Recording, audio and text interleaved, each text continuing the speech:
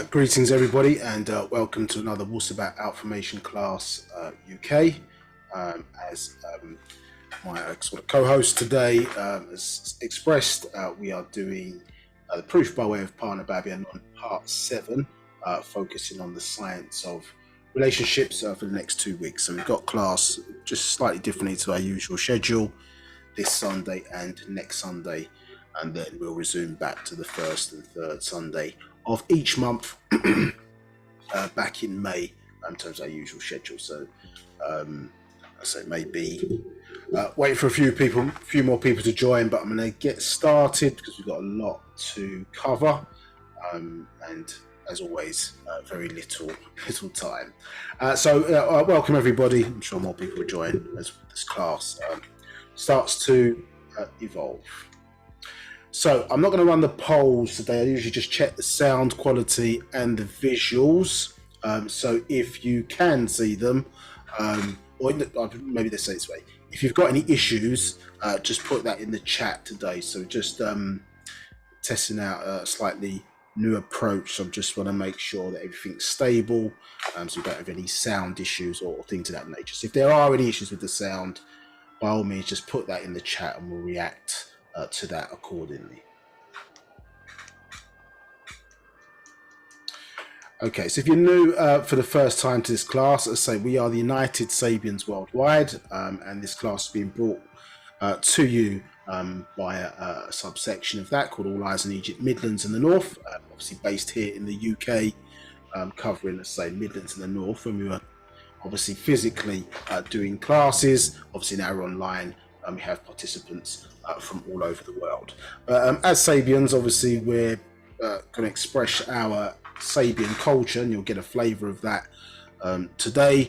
And so we're going to start off with an affirmation, just connecting and showing positivity with our ancestors.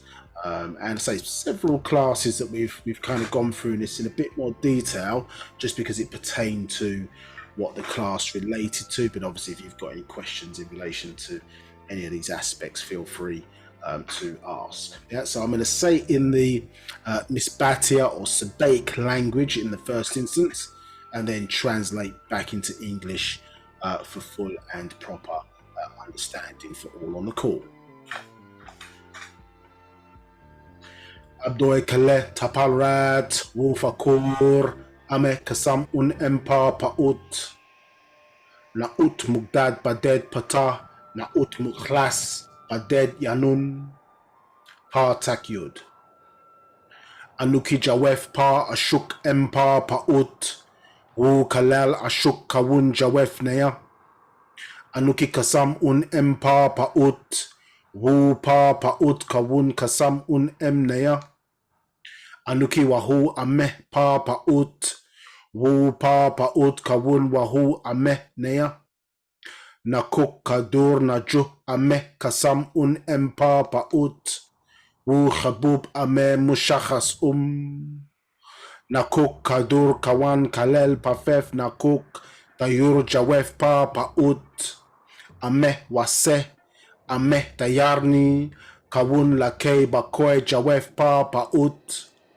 anuki abed bin afashni pa paut kawun anuki pa paut kadur nakuk kadur pa paut amul nakuk amul.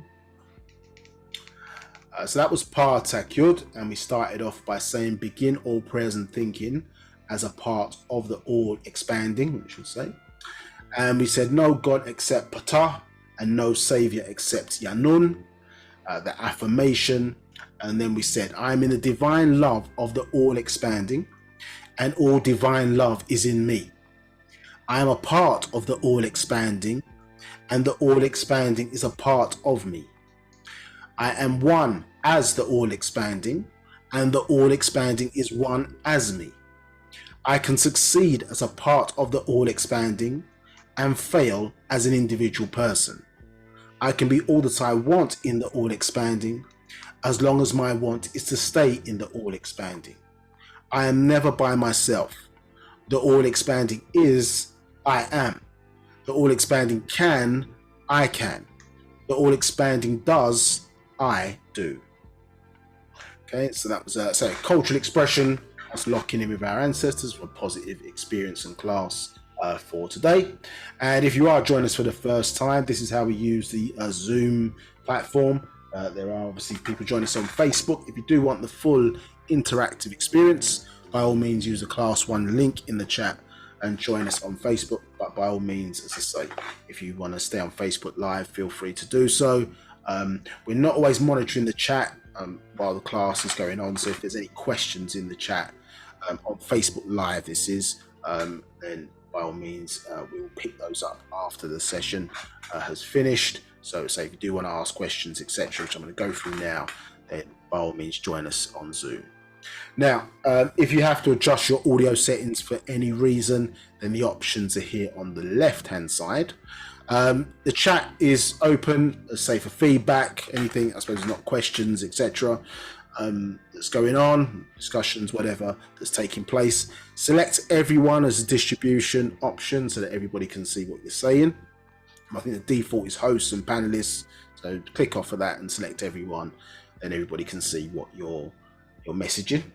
Now, this is a question and answer class, so as I say, either you've been here for the first time or you a returning attendee, so feel free to ask questions. It's an interactive session, don't sit there in ignorance, and there's 2 ways to do that. So you can raise your hand if you want to come in and ask a question to me live, and so you'll see this sort of message appear on your screen once prompted excuse me, and you'll be asked to unmute yourself, and that way your mic gets freed up so you can speak.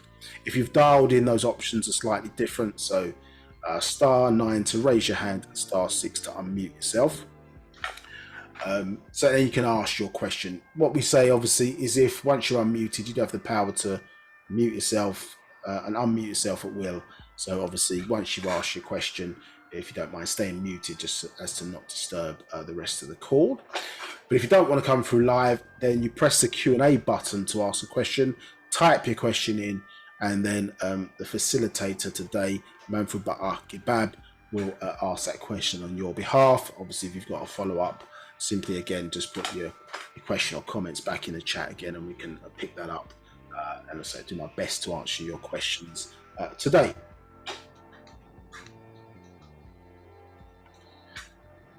We haven't got a poll quiz today. Sometimes we do run them just to test people's understanding, or recap quiz. So we're not doing one of those today just because we've got a lot of stuff to cover. But as I say, sometimes you'll see those periodically happen. Again, nothing to be scared of or afraid of. We're not keeping score. It's just, as I say, as we have these classes periodically, is to make sure that you're learning or you're getting something out of this. You know, most Sabian student teachers can teach for days, but obviously if you're not taking it in, or you're not getting some understanding of our doctrine of Wu-Sabat from the classes that we're putting on, then it's pretty pointless me being here. So sometimes we sort of check that, just make sure what we teach is being understood, and if not, then obviously it's down to us to deliver that either in a different way, or you to ask questions so it teases out much more clearer answers to what you're seeking clarity on. Okay, so who are we? Very brief introduction. So probably part 1 of this class on our YouTube channel or Facebook page. If you check that out, we usually go into a bit more detail in part 1, but obviously not to recap the whole thing of previous parts. I'm going to keep it brief today. So who is the master teacher? So who we call the master teacher, and we call it that, I suppose, not maybe from an egotistical point of view, but I suppose over time, an age certainly written over 1,000 books, and various countless lectures over since 1963, in fact. So it's known to be a master at teaching. You understand? And as we I think step through today, as some say, the proof is in the pudding. You'll see the the detail and maybe new information that you've not heard before, or certainly not expressed in this way before, giving you clarity and a link to us, as I say, as Nagaru or Negroids in this day and time, who have a link to our ancient ancestors, who are the first people on this planet. But we are a matriarchal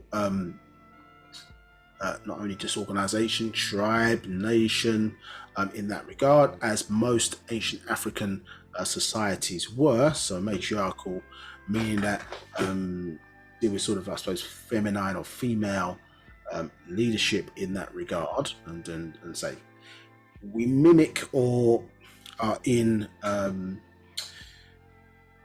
let's say, in sync with natural nature, understood. And as we step through, as I say, these classes, or at least this one today, in fact, we'll detail that in more, but it's always a point that we make. So his mother, Mary Abba York, he was born to her June 26, 1945, herself obviously born March 10th, and they are crossed over, but she, as you see in this depiction here, is shown in the clan mother attire for our tribe, and as I say, reflecting the fact that we're coming back into the knowledge of who and what we are and were, in fact.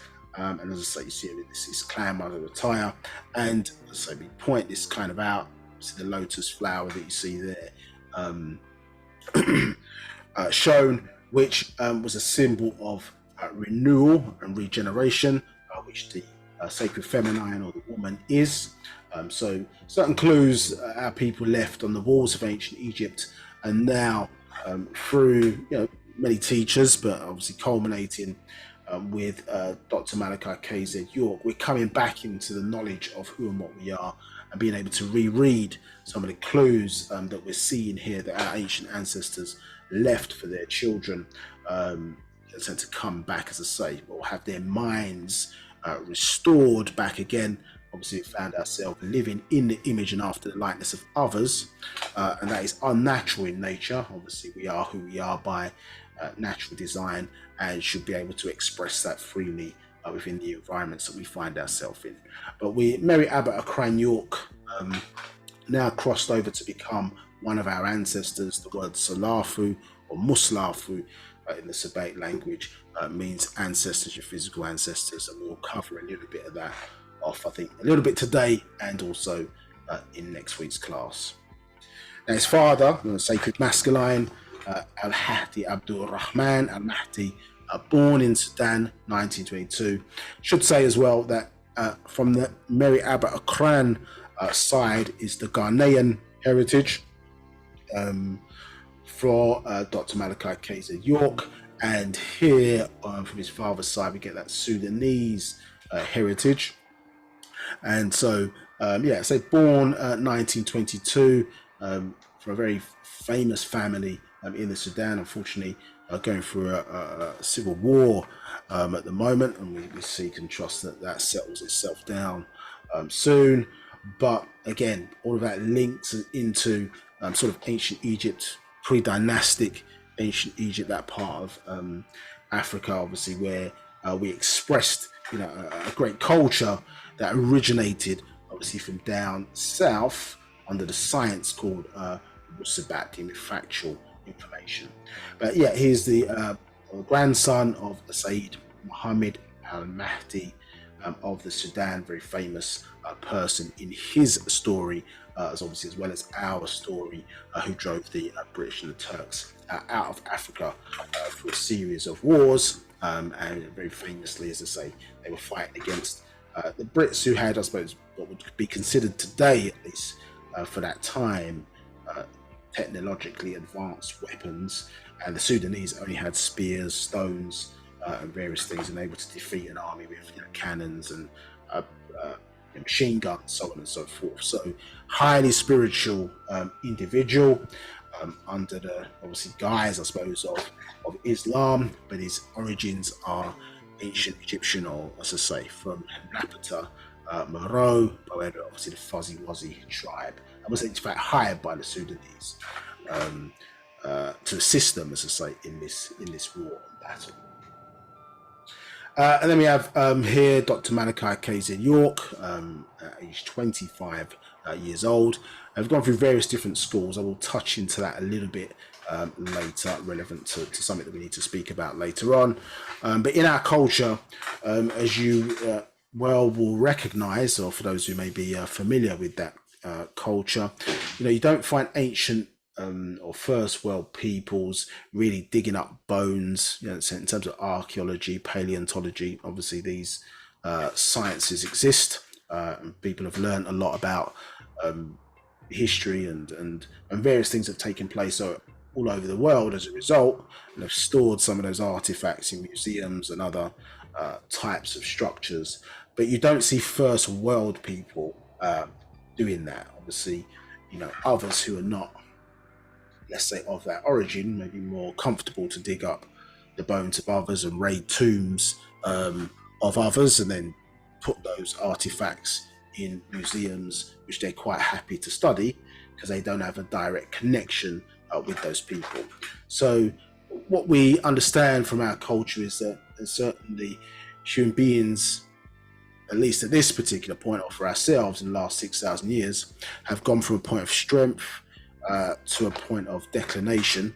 And so in our story always has to renew itself every 24,000 years, as one of the cycles referred to as the equinox, having a combination of sun and moon cycles of 6,000 year durations within it. So 2 moon cycles and 2 sun cycles. And our story always has to renew itself. Now, if we were familiar with our story, we would know about the entity known as an Amun Nabab Raye Achakhta, understood, which is basically a vehicle or a vessel that is used for our ancestors to speak to renew our story, to bring us back to alignment with natural nature by way of factual information.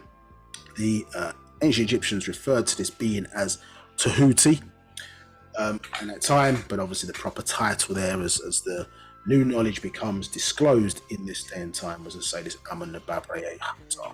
And the different guises that you see the master teacher, I suppose, wear, almost in a sense, was designed to remove a mental spell, which is referred to biblically, I suppose, as the spell of Leviathan, and it relates to the spell of money.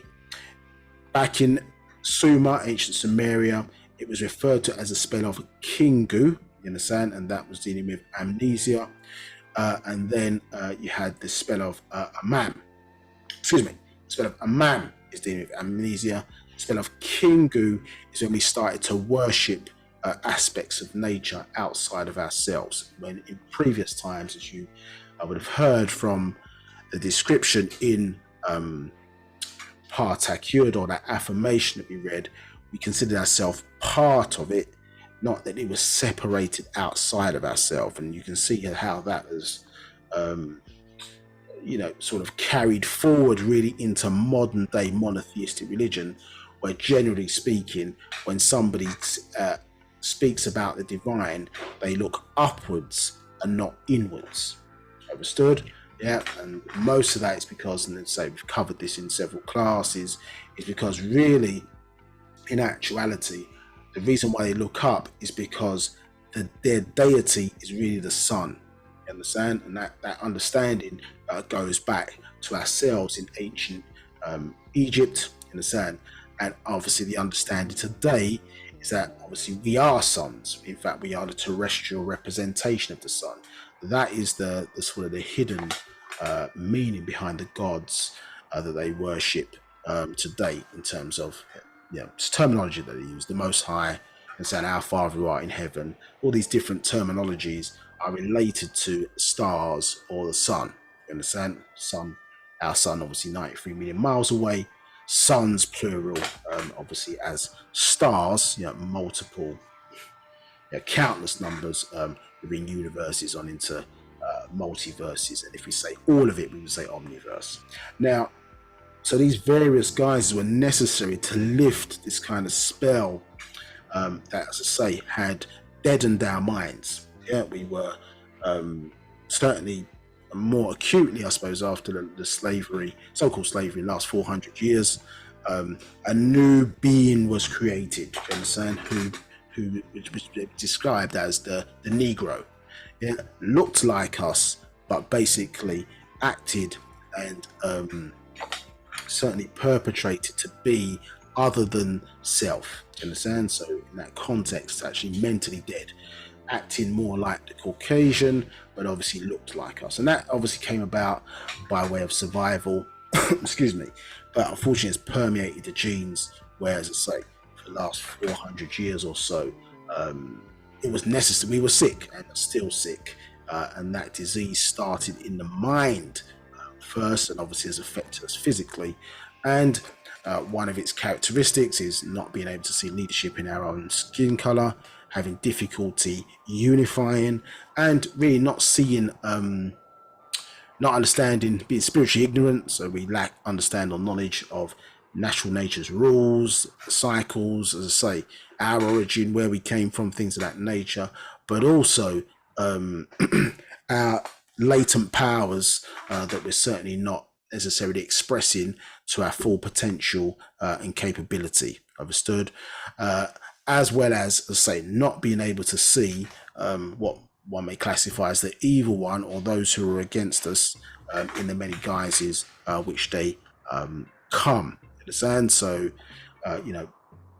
things that may be good to others may not be positive or agreeable for us. But obviously, living in a society that doesn't take into account who we are, understand, it more so takes into account what we became, understand, by way of some of these traumatic events and plans that were put in place to halt our esoteric, spiritual, you understand, or development that would allow us to grow to the best of what we are as part of the human race.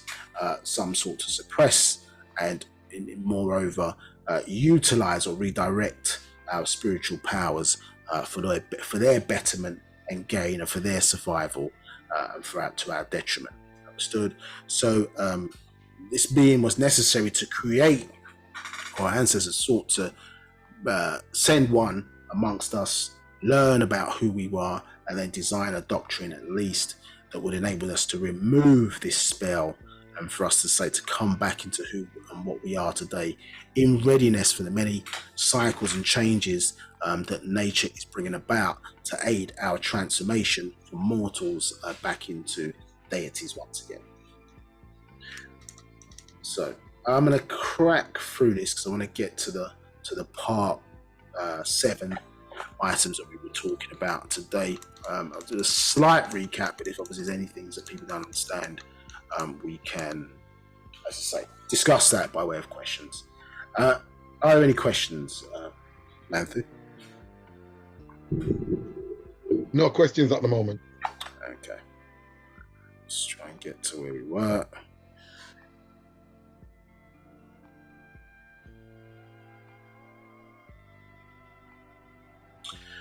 Okay, so this diagram that we were, I think, looking at in some detail in some of the previous classes of this particular subject matter, the proof.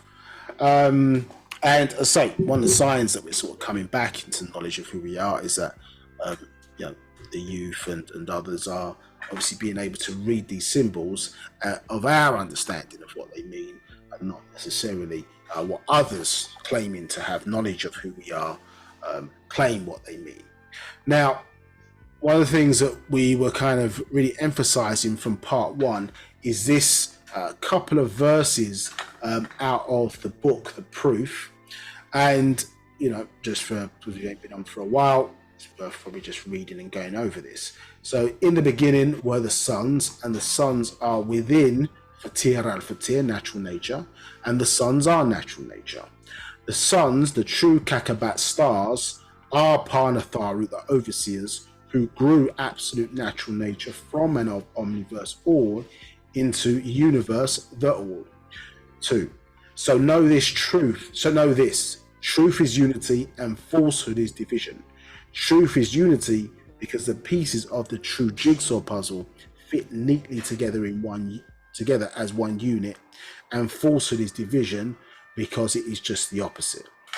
So we were explaining to you about the acknowledgement of the fact that our ancient ancestors today, and now obviously as the veil has been lifted, understand this term Natharu, which is, as I say, a Sabbaic way of saying overseers, our sons, and how these simple truths we understood and knew, and for some reason this was a safe, by way of this spell at least, that was wiped from our minds through the various different guises of the spell, which I touched on previously. You understand? Now, and what we recognize is that we're teaching you about the correlation that in actuality, when it's talking about truth is unity, it's understanding, well, what are the pieces of the puzzle that fit together? How does it fit together? And how, as I say, meant your design, the way you look, let's say certain things in nature are ordered in a way where there is correlation between the very origin of things and how we look today. Do you understand? And how the environment around us is set up today.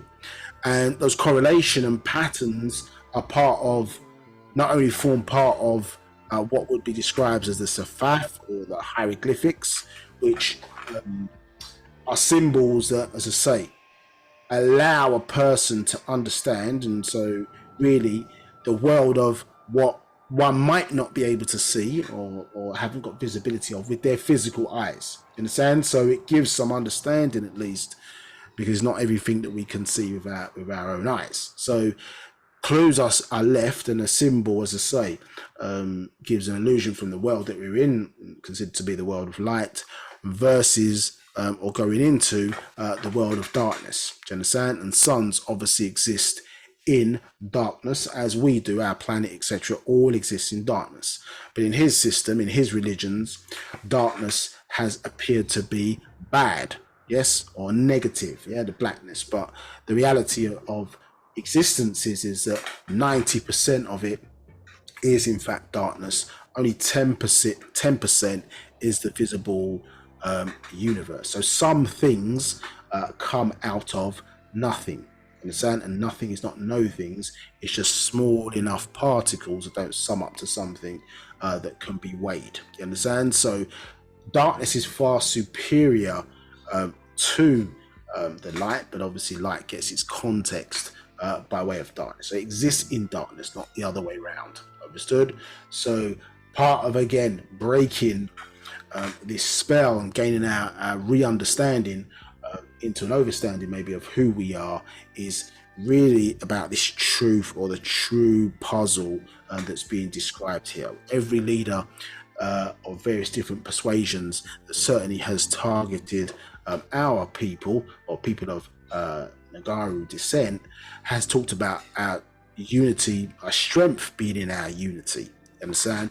Now here in this context we see that truth is unity, and facts today is the new spirituality. We do Wu-Sabat, you're dealing with factual information, yeah. So no more faith and belief, yeah. So we, at the end of the cycle, as they even describe in their Bible, you understand, the truth must prevail and all false things must perish. So we're going back to facts, 9 mind, 9 knowledge, 9 reasoning. Do you understand that type of setup? Because obviously when you're dealing with factual information, one of the parts of breaking the spell is that the new cycle information, or Wu-Sabat, it visits the minds at the end of the cycle. It visits the minds of its posterity, or the minds of its descendants first, because unless the mind is right, nothing else can be right. So the mind has to be corrected first. In actuality, we have been brain dirtied, and therefore we must be brainwashed, yeah, to wash away the filth, the bad information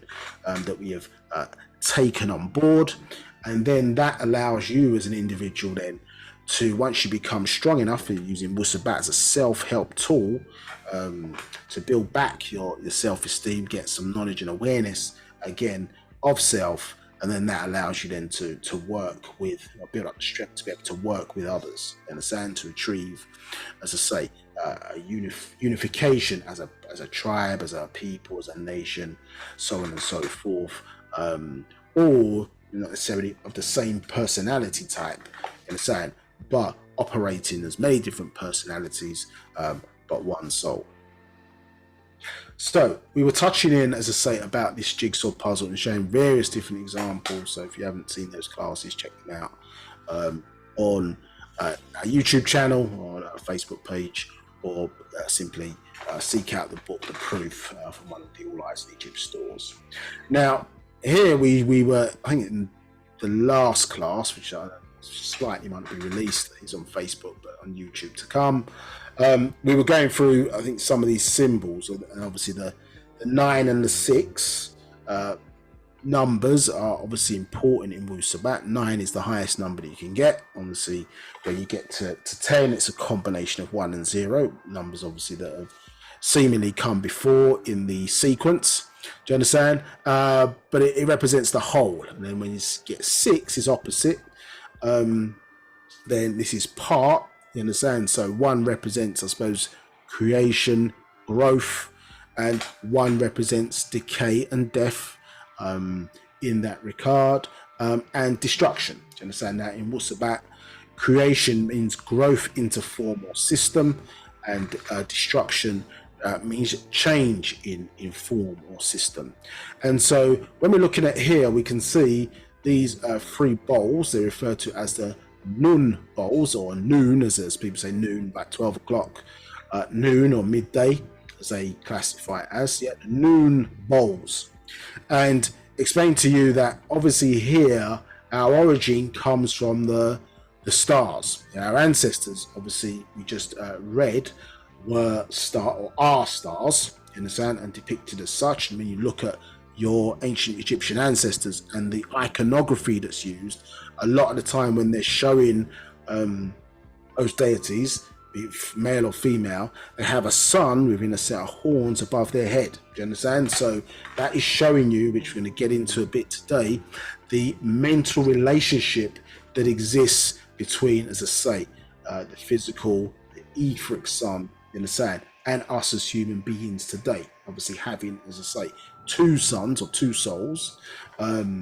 One, the physical one that we breathe in oxygen and breathe out carbon dioxide, which fires up the central sun in our solar plexus, which is referred to as the Rawuh soul in the Semitic language. And then you have a projection of the mental downwards, which we refer to as the soul, and it's what lives on beyond death, which is called the Ba'a soul, allowing us to travel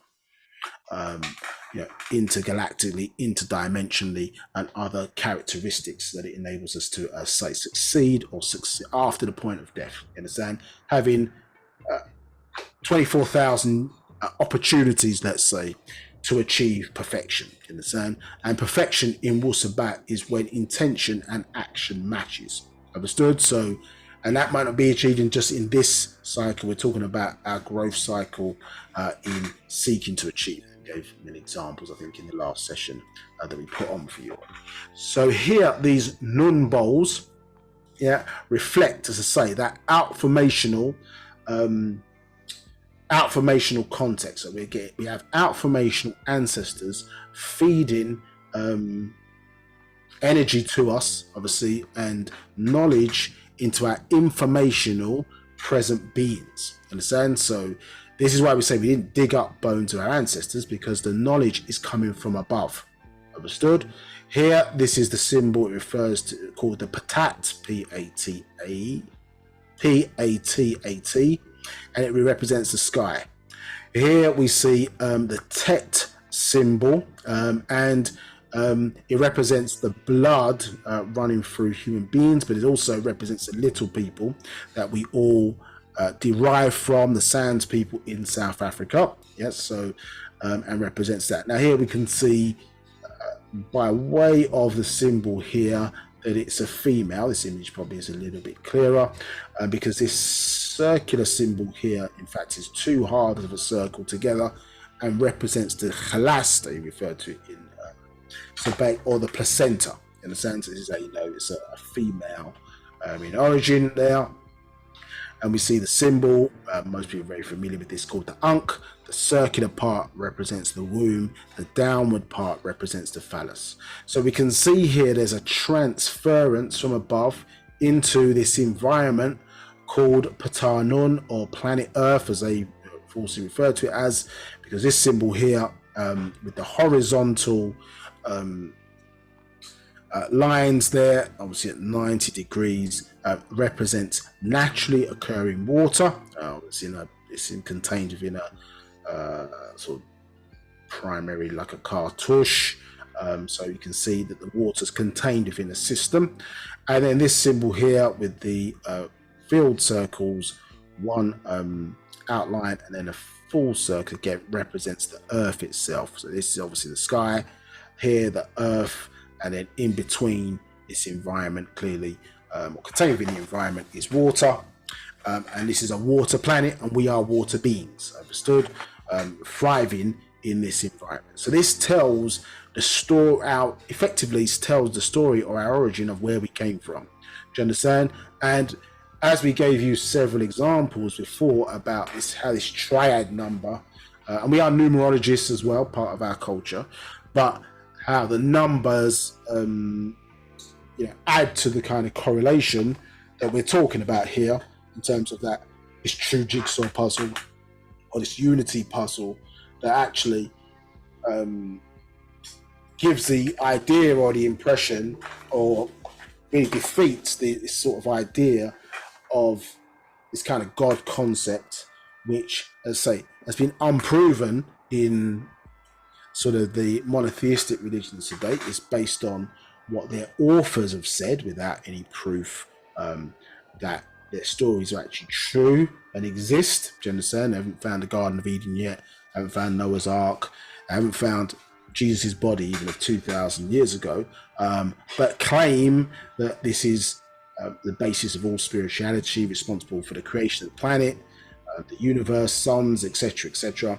When they say our Father who art in heaven, well, where exactly are you speaking about? In relation to the planet Earth, where exactly does his Father exist? Do you understand? So, and what is heaven made up? What's its composition? Do you understand? Who lives there?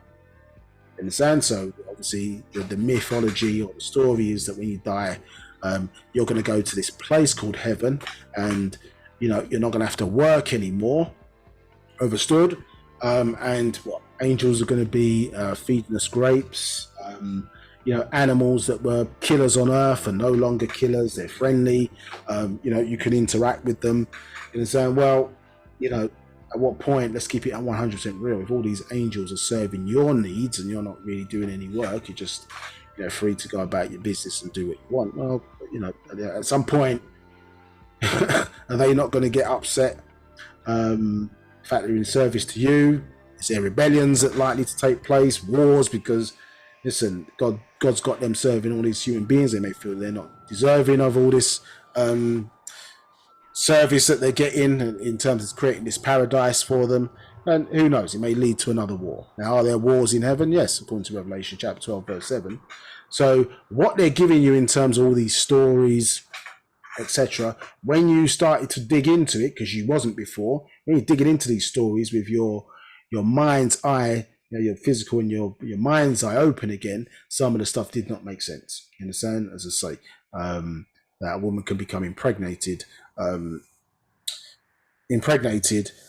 produce a son without sexual intercourse, without the presence of a Y chromosome. Do you understand? Which only comes from males, because women don't have a defective Y chromosome in their system. Do you understand? So, and let's be honest, as I say, if you came home in your relationship and you were going to explain to your husband that you're pregnant by the Holy Ghost, now thinking about in modern times, not saying that we're more liberal, but we understand certain things that happen, understood. But back then, if you're talking about 2,000 years ago, a woman who got pregnant, or certainly a young woman who got pregnant, let's be honest, she'd be stoned to death.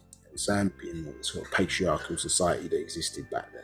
So these are the stories that, as I say, people have grown up on, believed without checking, and have treated them as factual without any, as I say, respect for whether they were or not. Now, as I say, here we see this correlation in terms of the numbers here representing, as we're going to get into it, space, matter, and time. They represent different things, but you can see, as I say, you've got 3 trimesters of birth within the womb. And so you can see these correlation principles here. And so you look at your body, so you look at your hands, you can see what your fingers are in 3 segments. You look at your hand, your forearm, your bicep, that's in 3 segments. Head, torso, legs, again in 3 segments. Foot, you can say your shin area and your upper thigh area is in 3 sections. So we're seeing this kind of correlation or divine design manifesting itself in our very existence and our very being, understood in that regard. Now, what we were explaining to you was, well, let's say this, or take it this way. You've been taught that you are men and women. You've been taught that you're men and women. But are you? So before we can sort of get into I suppose the science, we're not speaking about the art of relationships in these couple of classes, but the science of relationships. Well, individually, what are we? Who are we? And saying actually there's a difference between a who we are and a what we became. So we're interested in exploring today, well, who are we in that regard? You're taught that you're men and women, but is that the case? Now, when we showed you the safaf, or what they falsely call hieroglyphics, of what may be classified as a man and a woman today, what we see is the same. Let's pull that back, let's make it a little bit clearer. What we see is this thing here in the symbol referred to as the zabas in the sand, or lock. So here, obviously, if we follow the symbol downwards, yes, because this is the tat symbol. They get the word English. They get the word tits from, not to be offensive, but they obviously the female breast area. So when you see this tat symbol, you know obviously it relates to a female. So we've got Zaz's tat, and then we've got Zazaz as man, and so we see here that it's got this lock symbol or zabas, and obviously in this context, the lock is keeping something out. Yes.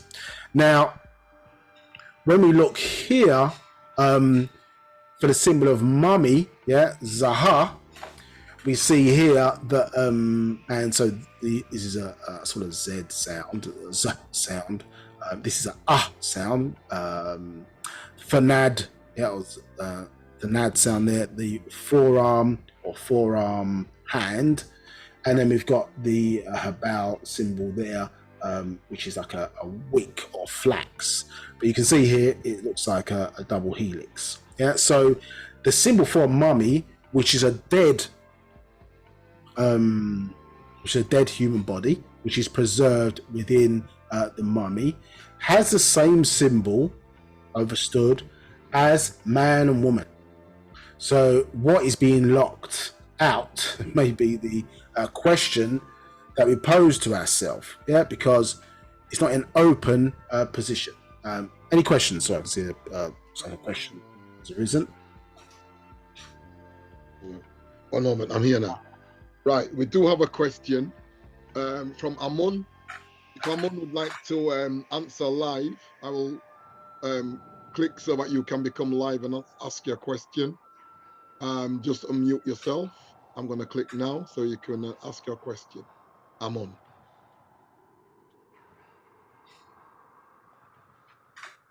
What's happened here? Sorry. You're now live to speak.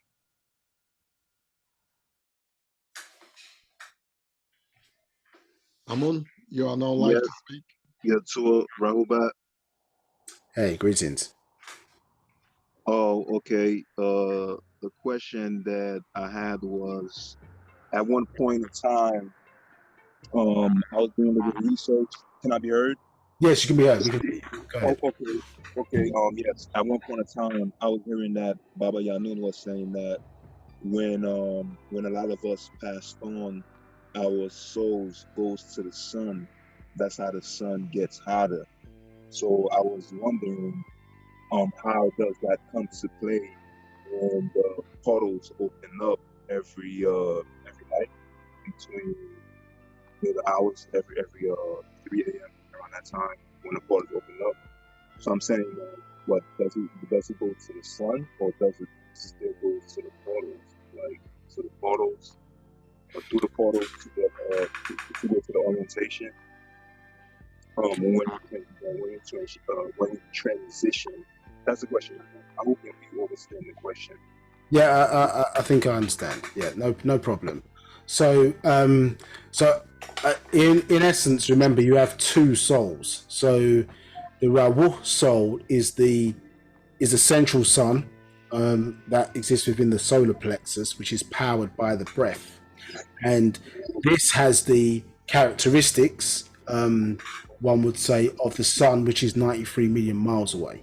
So, as you understand the term ashes to ashes, dust to dust, that term is basically saying that the use of bacteria in the physical form, once its use is over by the incarnated soul, then those aspects will return back to the planet, etc., where it came from.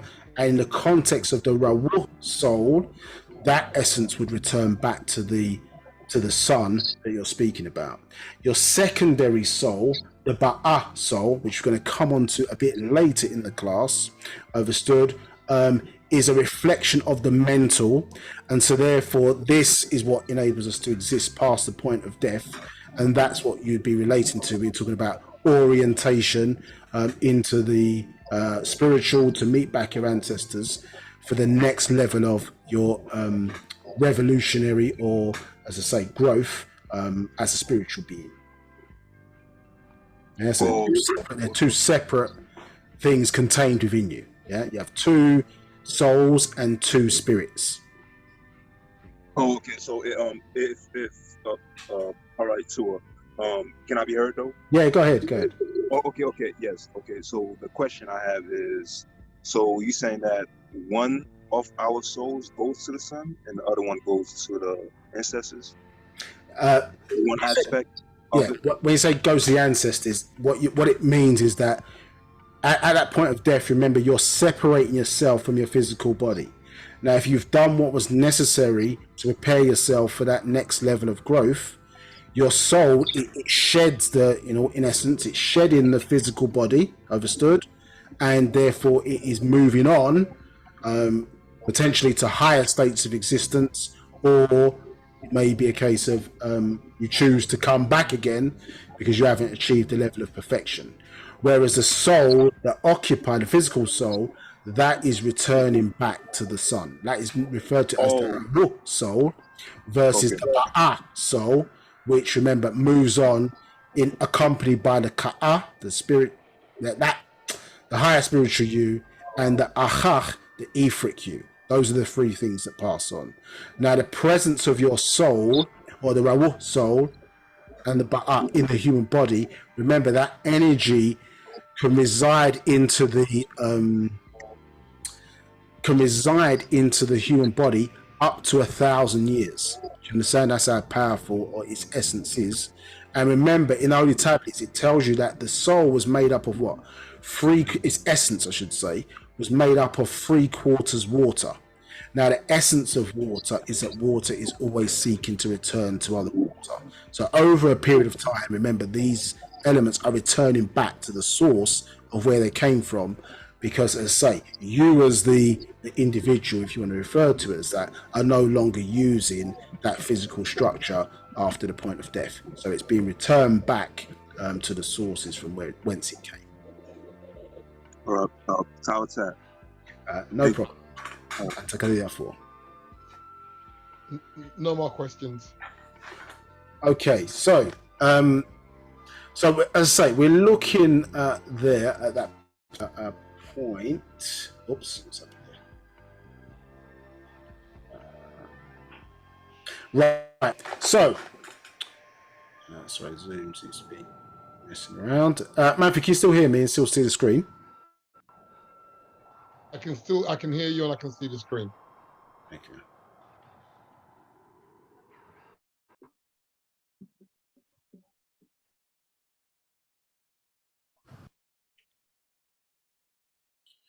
Let me just restart this. There's some error that took place.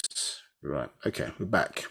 Right. Okay. So, let's say the question was, well, are we men and are we women? Now, the fact that, as I say, this symbol here, when we go up, we look at the opposite to nine ether, which is Zupu, yeah, which we touched upon in last class. We see that lock in there. So this representing death, destruction, decay, and the number 6, in numerology, let's say it that way, and versus the 9 representing growth, creation, life, etc. So we see that, as I say, the lock is in place. Yeah. So if I was to change that lock 90 degrees, understood? Yeah. So that is a Z, isn't it? Yeah. Symbol there. But if I change it, yeah, 90 degrees, I get the N symbol, don't I? Yeah. So that Nupu then is the word, obviously, for the positive aspect. You understand? Representing again water versus amber or fire. You understand? In that regard, yeah, the two energies in operation. Now 6, although it's opposed to 9, it's not separate in the context of it's a separate form of energy. What 6 is 9 ether, or the energy of 9 or 9 ether in death. So when 9 ether dies, or 9 ether in youth, you understand, and old age is 9 ether. 9 ether in death, yeah, so it becomes old and dies, becomes 6 ether. Yeah, so energy over time, you know, it depletes in potency, understood, and then it resurrects again in this context. So what you're seeing here is that something is locked off there, understood. And so when you think about us, and we talked about the creation of the Negro, this kind of hybrid that got created, well, certainly this started from the last 6,000 years, but culminated in slavery and other things that have taken place that, as I say, cause that amnesia amongst us, means that the person, to say, was mentally dead. Yes, so when we see man and woman here, this is not the highest of self. This is showing here that we've been cut off, obviously, from that outformational, yeah, energy that should be receiving previously, that always informed, as I say, our informational present being. And one of the things that's important around that is our connection to our ancestors, our etheric ancestors, by way of Parnatharu, as sons, as well as our physical ancestry in our 4 generations, understood? Yeah, we're going back to our, obviously, great grandmother and father. 30 people within our 4 generations, us being at the top of the pyramid, and our connection to them, both the fact that they exist inside of us, but also the fact that, as I say, they exist as energy in the next level, or the spiritual or etheric realm, as one would have it. And that connection gives them purpose, if requested, to help us obviously navigate their bloodline within this physical world, and the many different challenges that we have to overcome. Do you understand? So importantly, as I say, you've got these 2 different energies, and the fact that Zupu is in the same symbol as man and woman shows that, as I say, that's not the optimum in terms of who we are. When we look at it here in the mummy, we can see, yes, obviously that is correct. It's working perfectly here, insofar as these. So here, because what? Mummification was the next level of technological advancement from cryogenics. So we previously used to freeze bodies in ancient Egypt in order to preserve cells for cloning later down the line. So if somebody died from a particular disease, if you froze the body and preserved it, depending on the amount of obviously wealth that you had, would mean obviously a more elaborate mechanism for your self-preservation, so that obviously our ancestors, as we evolved technologically, could later down the line restore or reclone that body, maybe having the technology to cure whatever disease or ailment that the person died from. And there was a ritual called the opening of the mouth ceremony that reconnected that soul connection back with the brain, because after as you know, several minutes, when a person dies, for example, over time the brain liquefies, you understand, and the person, as I say, that connection is lost. We're going to talk about that in a bit.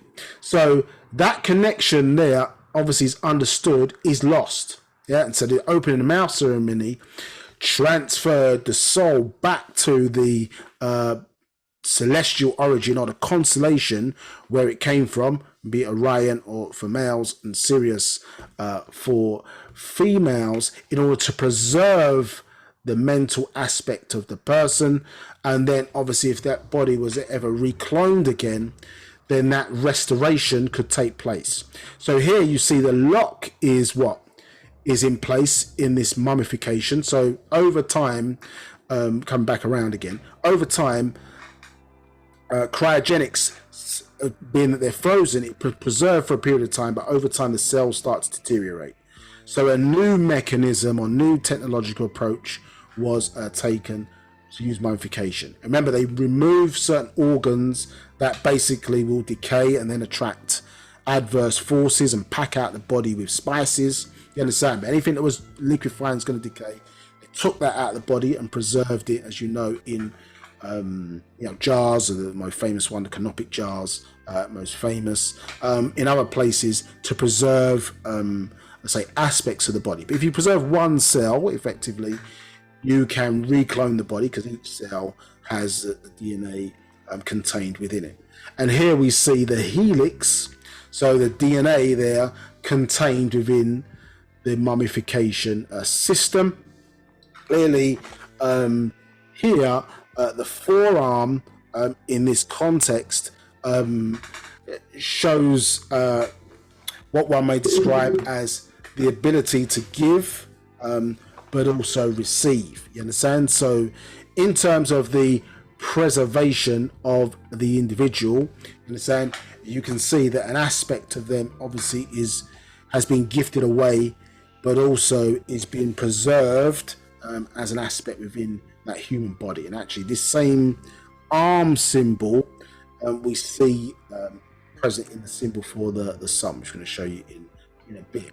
Now, interesting enough, in order to put your arm like that, you'd have to move it in a voluntary context. Do you understand? So it's showing, I suppose, decision making, willpower in this context shown here. But the mummification, you can see that something's locked off. Well, the person, when they're mummified, they're mentally, or their brain no longer functions, therefore it can't draw down, you understand, or receive the necessary elements that would enable us to process and transfer thoughts. Understood? So you have things like mental ether, also brain newts, you understand, which are actually, or brain etheric seeds, the smallest things in creation, which us as Nagaru, our brain allows us to process these, and it's what drives synaptic transfer. Do you understand? Or one of the things that drives synaptic transfer between neurons, understood, is our ability to process these brain etheric seeds, the smallest things in creation, not visible to the smallest particles, within existence, which can't be seen by the human eye. It can be perceived but not seen.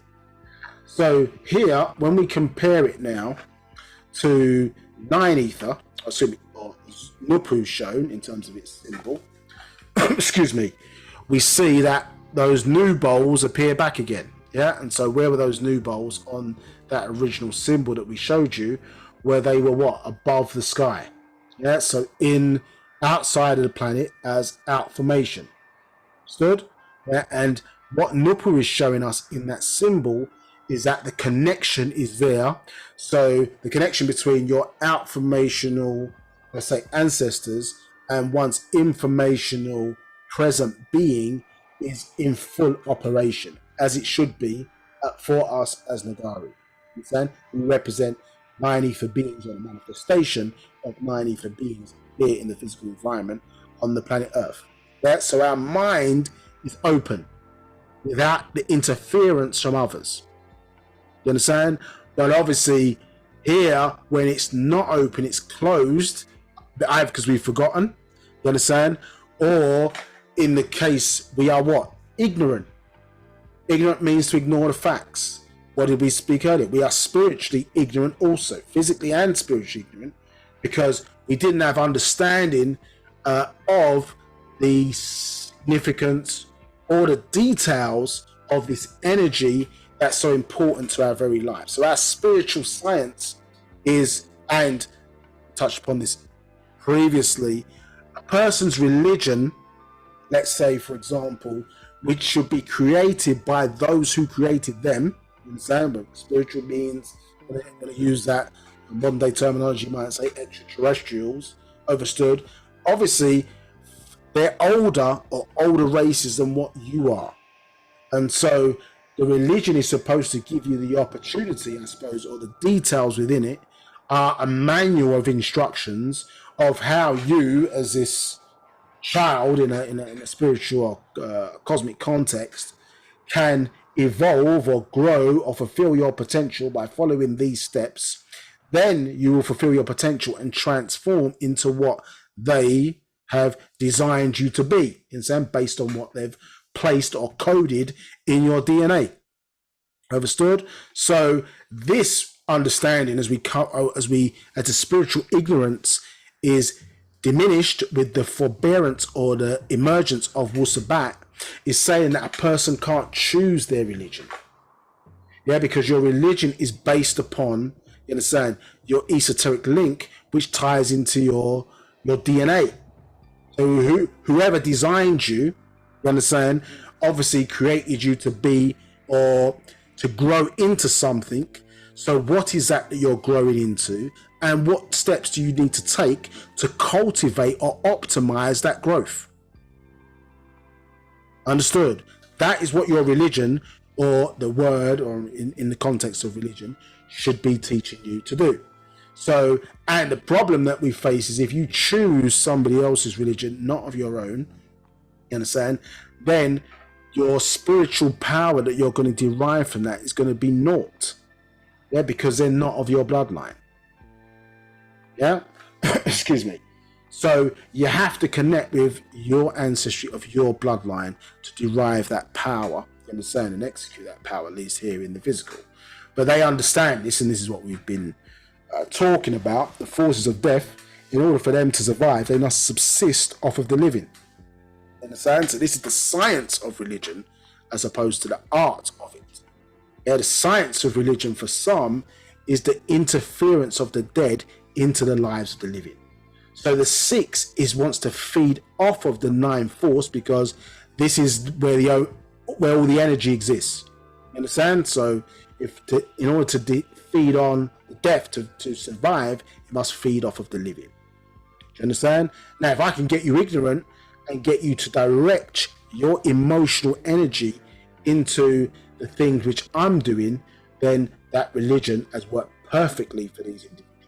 You understand? So it's set up, the society is set up, this is what we didn't realize, society is set up to exploit, as the brother asked a question earlier, to exploit the energy of the soul. Because all races on the planet don't have it. You understand? And so our ignorance has meant that we don't know the value of the soul, so therefore we don't know what another will be prepared to do to obtain either it or part or some, you understand, or things it has interacted with. You know, throughout Caucasian or Mukasu history, you understand, the reason why they used to dig up the bones of our ancestors, and certainly these orders, was to crush some of the bones, you understand, mix it with water and drink it, thinking they would inherit the power or powers they knew our ancestors contained. Do you understand? And so still those things happen today. There's a book called The Harvest, and even a class we've done called The Harvest that deals with that. Alzheimer's, or one of the symptoms of Alzheimer's, or one of the symptoms sets of symptoms that arise from Alzheimer's, not in every case, but in some cases, are the result of cannibalism, or eating at some point human flesh. So you don't know what's going on in somebody else's house, and you don't really know the true origins of a lot of the religions that have been watered down, as I say, in this context. Now, why is it important? Because we're trying to find out who we are in the context of relationships. So we understand here that, well, clearly then we're not men and women. I'm not saying we're not physically that, but the fact of the matter is these hieroglyphs show that some of our potential is being locked off. You understand? And actually, in this symbol here, once open, then that connection should be restored. And when we look at the hieroglyph or the safaf for the sun, understand, we see this symbol here called the Rafam, open mouth. We see that the Nad again, understand, the forearm hand, and we see the symbol of the sun as well here, which is similar to the breast, understand, the female breast as a source, yeah, of sustenance or energy here. Now, what's interesting about this is that in order to, let's say, open one's mouth and move your hand in this position, these are voluntary acts. Yeah, so mean to say that you can open your mouth, as I'm doing now, to obviously to speak, and to put your hand in that position. Obviously, that is a voluntary decision versus your involuntary systems. Also, as well, is showing here that the mouth obviously can take in energy, you understand, air, breath, whatever from external, and it also breathes out. Understood? Now, clearly, we take in air through our nose and out through our mouth. Obviously, we breathe out, obviously, breathing oxygen through our nose, and we breathe out carbon dioxide, a product of burning. Do you understand? Which the sun obviously is constantly doing, changing or converting hydrogen into helium, understood, and which fuels that burning process. Do you understand? I think 550 million tons into 554 million tons of hydrogen, into 554 million tons of helium every second is burning. Yeah, through various different, 7 different burning stages. Do you understand? Until obviously the fuel at the nucleus of the sun is expired, and then the sun explodes, it goes supernova. Understood? So, but here you see the hand also in a receiving position, so it can give, but also it's in a receiving position. So the sun as an entity is containing the ability to give, receive, you understand, obviously recycle this energy, and also has a symbol of the source or sustenance as Ray. You understand? And so when you think mentally, our ability to reason is what? Is reflecting the fact that we are a son of Ray, or sons of Ray. You understand? Because there are many sons. Yeah? And sons are what? Self-generating. Yeah? So when a person says, well, everything happens for a reason, they say it, but they don't really understand what they're talking about. Do you understand? In that context. Because what it's really expressing is that you're really saying, well, everything happens as a result of the sun or suns. Yeah, at least everything physically that's taking place is as a result of suns. Yeah, so reasoning or being a son of Ray is us obviously operating with those qualities. Now, what this is showing, is what I really want to make here, is that there's decision making in here. So to have a voluntary system, it denotes a person's ability to make their decisions. So right now you can't see, but I'm talking at the moment and I'm moving my hand as a point of expression. That is a voluntary system that's in action, is taking place, versus the involuntary system, which is my blood pressure is being regulated. Do you understand? My heart is beating. So we've got this combination of involuntary and voluntary systems which work obviously within the human body. Understood?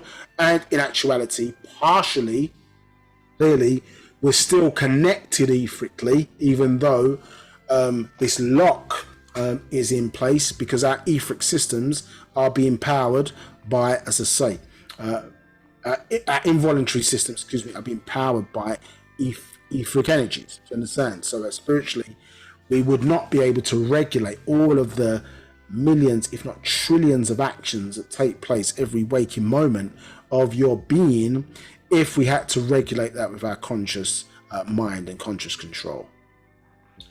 So let's just jump into something this is what to look at here.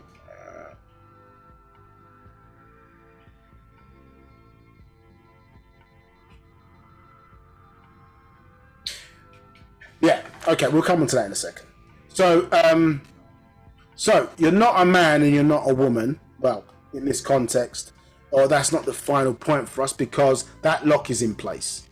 So you're not receiving the full extent of that outformational information. Obviously, it's present, it's there, but our lack of awareness or our ignorance of it means that we're not using it to our optimum. So I suppose in that context, then what are we? So let's delve into that a bit more deeper. Remember those symbols of the mouth and the hand. Yeah, remember those symbols. So this is a diagram or infographic that shows us from a mental perspective. So taking away the physical of us for a moment, but it shows obviously what that connection should be, obviously, and an aspect of it. That actually there's a difference obviously between a person's brain, understand, and their mind, and what a person is really effectively saying when they say mind. They're talking about, well, my portion, my individual portion of this mental reservoir. Understood? So your brain is a very important receiving device, and in actuality we have two brains. So we have the brain in our head and we have the abdominal brain, understand? Which is, again, located in the same region as our solar plexus. You understand? So mind and the sun, obviously, again, there's a correlation there. You understand? And we're going to get into that, in a bit more detail. So we've got our physical brain, which, as I say, remember, at the point of death, or you understand, where aspects of our connection have been cut off. Understood? So, interestingly, the biblical concept talks about a soul being, or talk about King David. It talks about in the book of Psalms that his soul was restored. Well, how can one restore something that's been lost? Now, like we're having this class over the internet, for example, the connection can be lost, can't it? Yes? And then we press a few buttons and the connection is restored. Understood? Now, we touched upon this at the last class, and when we go into next week's class, we're going to go into a bit more details around that. But what you have to understand is that soul, or that connection, you lose it once you're not in control of self. So if you're not the one driving your decision making, understood, you can lose your mental connection, understand? Which is why, as I say, this kind of strategy of getting us as Negroids to live as they say biblically, as in the image and after the likeness of the beast, you understand, is detrimental to you, because you lose that connection, because you're not being your authentic or true self. You're impersonating somebody else, and that basically is adverse to the soul. Soul we're talking about the soul and that reflective connection. Now, so if a person becomes addicted to drink or becomes addicted to drugs, remember now, the drugs and the drink, you understand, if somebody's sick or become an addict in that context, is driving the person's decision making.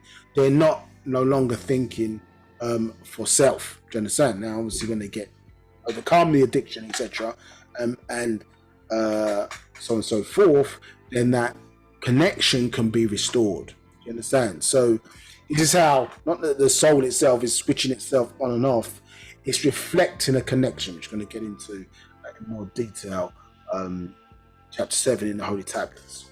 So here you've got the mind, the sound is feeding into the brain, allowing you to process or mental ether, brain etheric seeds, etc., through your brain.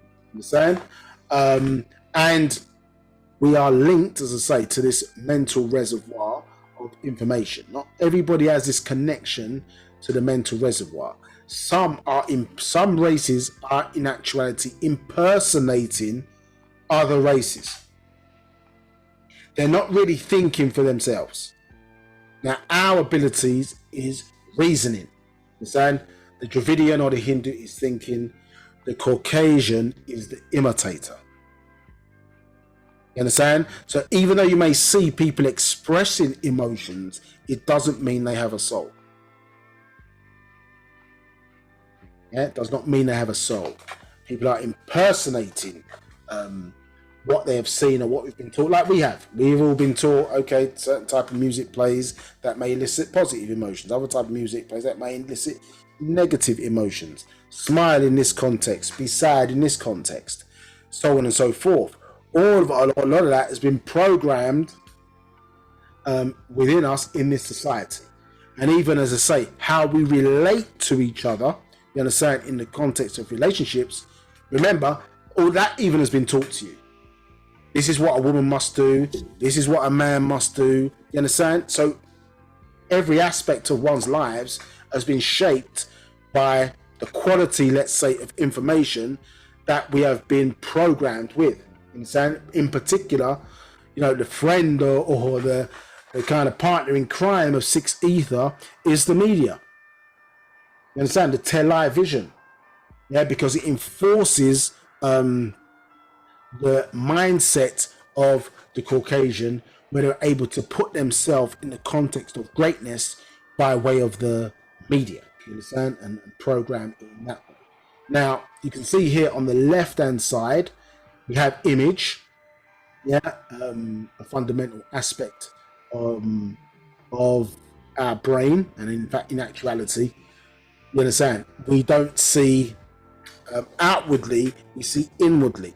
You understand? So we're creating a three-dimensional holographic image which we project, you understand, outside, so it gives the impression that we're looking outwards, but in actuality the images are being formed in the brain itself. Understood? Now, and then you have imagination. You understand? So, which is two words here. We see image and nation on the right hand side, connected to our ancestors. Obviously, this is very important in procreation, because the woman, obviously, when she is pregnant, is not just in housing this particular seed, she is cultivating it. She is growing that seed. In fact, what is in her imagination is going to shape what this child not only looks like, but shape that child's being. You understand? So they like to control the image so they can control the nation. This is why you have to be careful what you're taking in or watching when you are pregnant or with child, you understand, or both in the context of if you're planning a child, because it's going to inform, let's say, how the baby is formed. Understand? Remember, information keeps you in a certain formation.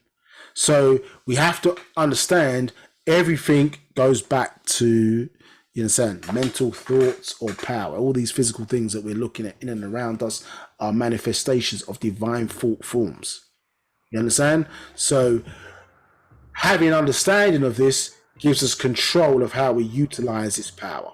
You understand? So emotions is simply saying energy in motion. Understood? And thinking and reasoning, as I say, is connected or shows a connection to the mental reservoir. And when we talk about ethers, Ethers are simply the medium that allows energy to transfer within existence. Understood? So for us to receive thoughts, we need mental ether, or thoughts need mental ether to move from one location to another. Do you understand? Different types of energy like electricity need other things, ultra gaseous matter ether, in order to move from one place to another. So the same way, let's say you have a wire maybe connecting a device you're using, for example. When you have a wireless, yes, you can't see the wire, but there's still a connection there that allows, if you talk about wireless phone charging, for example, there's no wire there, but the energy is being transferred by way of ethers, in a sense, in order to move from one place to another. And it's the same when we're looking at this diagram here in the context of thought or thinking and things of that nature. There's a transference by way of say this network. One of the things also that we have to be conscious of as Negroids or Nagaru is that we are part of an interconnected network. You understand? So in emotional energy, it says that the actual fact, Master Teacher expresses that the Negro or the Negroid is analogous to the way air is the carrier of sound. Yeah. So basically, in order for sound to move from one place to another, or at least the ability to, it requires air, isn't it, as the medium for transfer. That's why if you put your fingers in your ears and you create a vacuum, you can't hear anything. You understand? Because sound needs air in order to travel. Excuse me. So we as Negroids, you understand? Yeah, we enable energy to transfer from one location to another. Well, that's one of our capacities or abilities. Yeah, to transform energy, take energy into one form and transform it into another form. Understood? Yeah, so this is one of our characteristics, and in fact, one of the characteristics of the sun. You understand? Or suns per se, or stars. Yeah, as you see in that symbol, mouth can what? Yeah, open mouth can take something in, understand? Or take something in and it comes out as something else. Do you understand? So you're seeing those characteristics there showing in the symbols.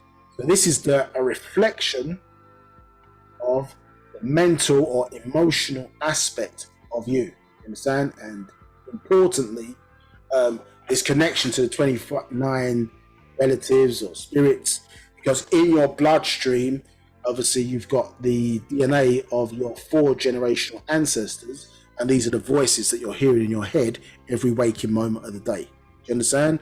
And so not every thought that you hear is your own. You understand? What you're seeing is the desires and expressions from your ancestors, obviously, who've lived before you, that obviously help to make up your physical structure and physical being. You can inherit a 1 in 30 chance, for example, of inheriting any of the characteristics from your 4 generational ancestors. That they fooled us but didn't really explain it, did they? They said what?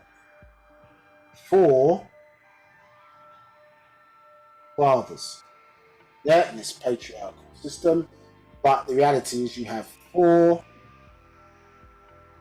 fathers and 4 mothers.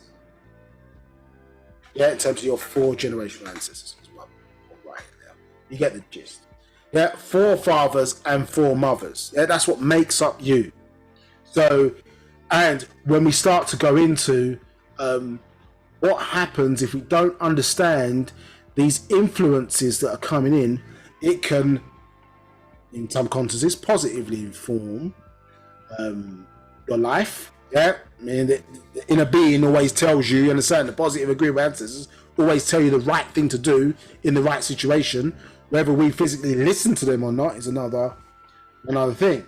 But also within this, we've got desires being expressed by ancestors who are too physical, and it can inform our decision making if we don't recognize or make a distinction between real you, for lack of a better word, do you understand?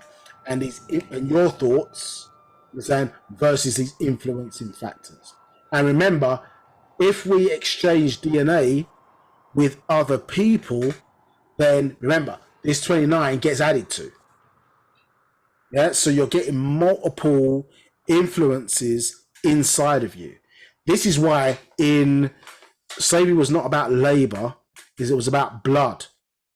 Yeah, and we emerged from England in the War of the Roses, where Caucasians were hemophiliacs. They lacked the ability to clot. So mixing with those who had stronger blood was a way of them eliminating those genetic deficiencies. Understood? But rather than ask, they forced the situation, took and enslaved to be used.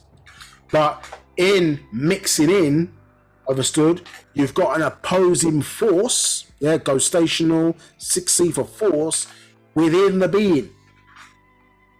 You understand? Operating from the inside out. So the enemy within, is genes that are not compatible with your own genes.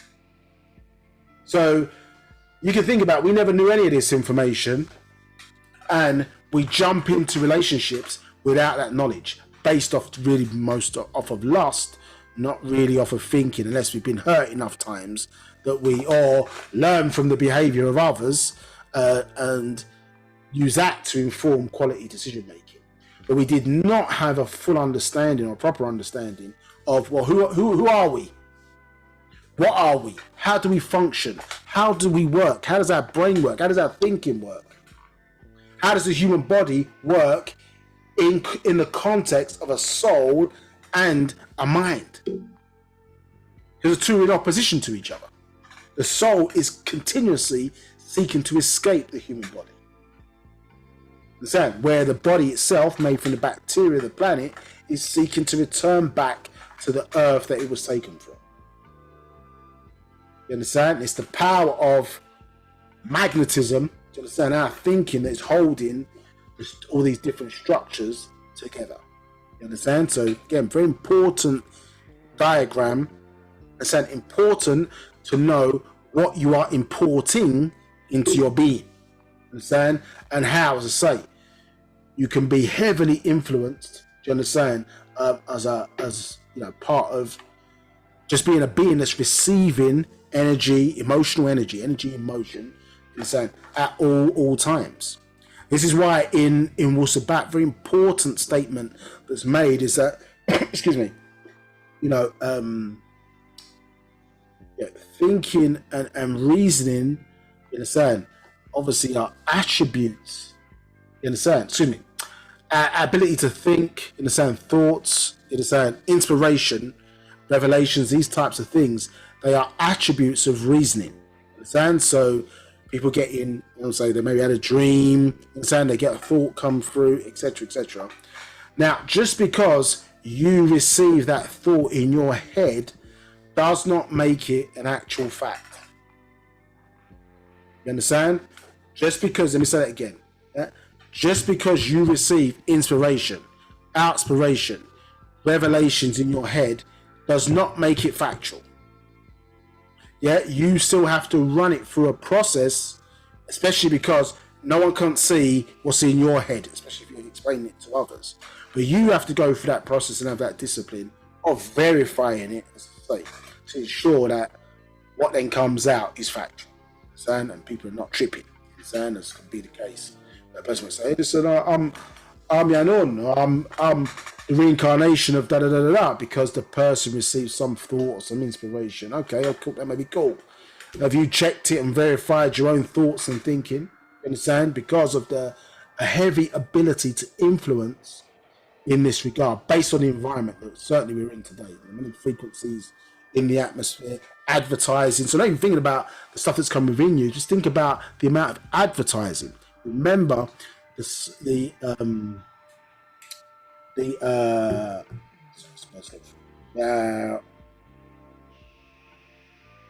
subconscious mind, the subconscious mind, remember, everything that you see gets recorded. It doesn't matter whether you consciously record it or not. Everything that you see, you take it and record in the subconscious mind. So advertising, which I say is the co-conspirator, you understand, is the accomplice, you understand, of 6 ether, is because You understand? You'll be taking that information, not really realizing it. And at a certain point, maybe when you need a thing, then it springs forth, isn't it? Because remember, things are stored in the subconscious mind like an unprocessed negative. You know, the old style cameras, we used to have film in them, you understand? And you had to take it to a shop or whatever and get your film, you understand, processed so it could transform it into pictures or photos. Now that's not the case with digital. But that's how they're stored in the brain. So they're stored, like I say, unprocessed negative, which obviously, as you know, can be triggered because it's a three-dimensional hologramic computer. Can be triggered by sound, it can be triggered by sight, it can be triggered by taste. Do you understand? So any one of our primary senses can trigger these unprocessed negatives to come to the fore, and it includes, as I say, subliminal advertising that we think we're not really paying attention to, but in actuality we are absorbing that into our being. Any questions or any other questions, I should say? Yes, there is a question from I'm trying to read this. Give me one moment. Nabatat. If Nabatat, if you would like to answer ask your question live, I'll make you live now. Is it a written question or? It's a written question. If you read it for the person. You want me to read it out? Okay. Then. Right. She's asked. So if you have had a blood transfusion, you have the beings of the donor inside you. Also the same for intimacy. Absolutely correct. Yeah, so it can take in a female, for example, can take up to 9 years to remove the foreign DNA from your system. Do you understand? Unless a ritual is performed to accelerate that process. So yes, it can take up to 9 years. For foreign DNA to remove that your system. So it's not a case of. And as I said, we'll be touching on this in more detail. You can ask questions on it. We're touching into it's in greater detail about some of the difficulties around this in next week's class to get into the genes a bit more. So yeah, because remember, in order to propagate life, both male and female, if you take in those genes become part of your being. But remember, the woman is a god of life here on the planet Earth. And so if you think about the soil of the planet, you understand what the soil does is it has life contained within it, but obviously it's able to propagate life in a similar way. About the womb of a woman, it's able then to propagate life. So it's structured in a way, you understand, to produce life. Do you understand? What it's not necessarily designed to do is to regulate what we would be considered to be good and bad decision making. That's not how nature's kind of rules work. You understand? So it provides, it has those functions, but obviously depending on how it's used may lead to obviously either agreeable results or disagreeable results depending on what you're looking for. And this is the importance, I suppose, which was a great point or question that you're asking, is because from different perspectives, right can be right to those individuals. Do you understand? So to get into the subject too deeply, but for example, us as Nagarus, you understand, would want to keep our genes, you understand, not in a negative way, but keep them pure, because interference with other races will distort that connection. Do you understand? But other races, let's say so that's the 9 side, because you don't require other races to propagate life. We have all those characteristics and those abilities within us, which we're going to get into in this class, as supreme beings. And we have those characteristics within us, nobody in between, no intercessor. We have those characteristics manifesting within us and those abilities. However, others on the 6 ether side do not have those abilities, or if they do have them, they are deficient. And so they're lacking. So 3, for example, is 2/3 less than the number 9. You understand? So it doesn't have all of the qualities or capabilities within it. So therefore, you understand, in the context of their creators, for example, a group of extraterrestrials referred to as the Pleiadians, they made the Caucasian woman, for example, their vaginas large and made the male member, you understand, or phallus small, so it wouldn't satisfy their women. So the woman would then seek other races or other genes in order to propagate life because they were deficient. You understand? Their group of extraterrestrials did not have the formula. They created this individual in going against not only nature's rules, but the rules that govern propagation of life on this planet. Do you understand? So them mixing in with other races is exactly what their ancestors or their creators want them to do in order to propagate their life. You understand? And keep their race running. Do you understand? Even when Caucasian women maybe mix with other races, she's still loyal, has heavy or strong racial loyalty. Do you understand? You see this, maybe it's not the case. I'm not saying it's the case for all situations, but in a lot of situations, you see people double barreling their surnames. You understand? So even mixed with other races, still got heavy racial loyalty. Do you understand? In that regard. Whereas a Nagaru or supreme being or sacred feminine who is mixing or taking in too much male DNA, for example, understood, it can cut that connection. Do you understand? Or cut off that connection more than 4. And so we get into the details of that in the last class. So yeah, blood transfusion, unfortunate. One of the characteristics, remember, because their science doesn't blend what we would consider to be the metaphysical with the physics, you understand, of science. They don't blend the two. So they're obviously thinking they're helping by way of a blood transfusion. And technologically, yes, it might be what saves your life, but don't understand the further implications of that. Even though your blood, as I say, does renew itself every 6 to 8 weeks, if obviously the DNA in there obviously can retain itself in the body for a lot longer period of time. Any other questions? The same person asked, what are the rituals? But I answered the question. Okay, no problem. And so these are things where clearly us getting back in our own land, being able to propagate our own rituals and way of life and living, will enable us, obviously, as we talk about, clean ourselves inside out, you understand, and outside in. Do you understand? Because we were ignorant or made a lot of decisions in ignorance based in this society. Do you understand? Now, we need mature people in the room when we're having genetic conversations and discussions. So just because you hear something on this class that may appear negative or, well, damn, I've done that, or that feels like I've messed up. Do you understand? Blah, blah, blah, blah. You understand? Obviously, it is what it is. We made these decisions in ignorance.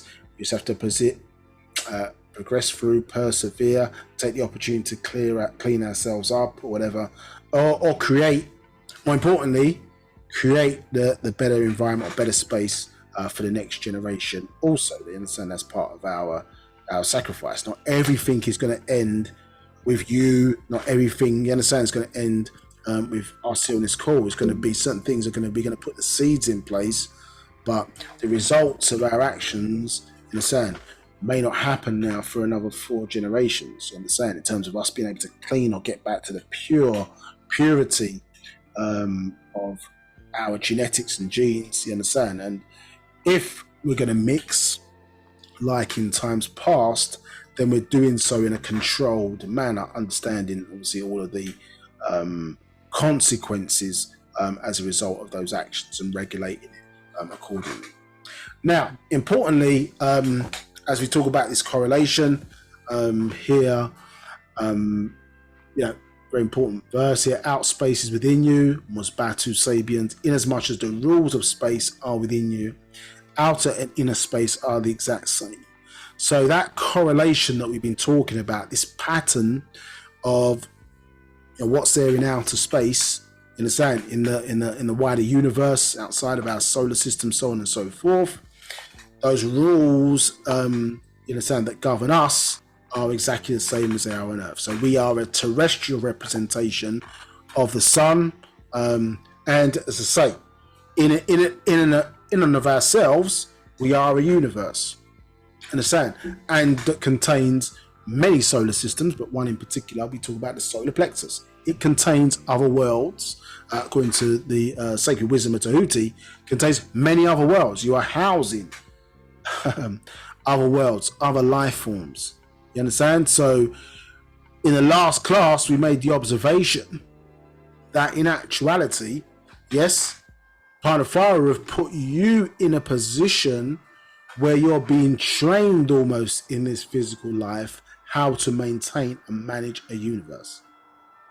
Yeah, much like we see suns and other life forms managing various different aspects of existence, and without their input, decision making, lifelong dedication, as we would classify it as, we would not be able to exist. You understand? So, and that's the reality of who we are as human beings. The sun, for example, 93 million miles away.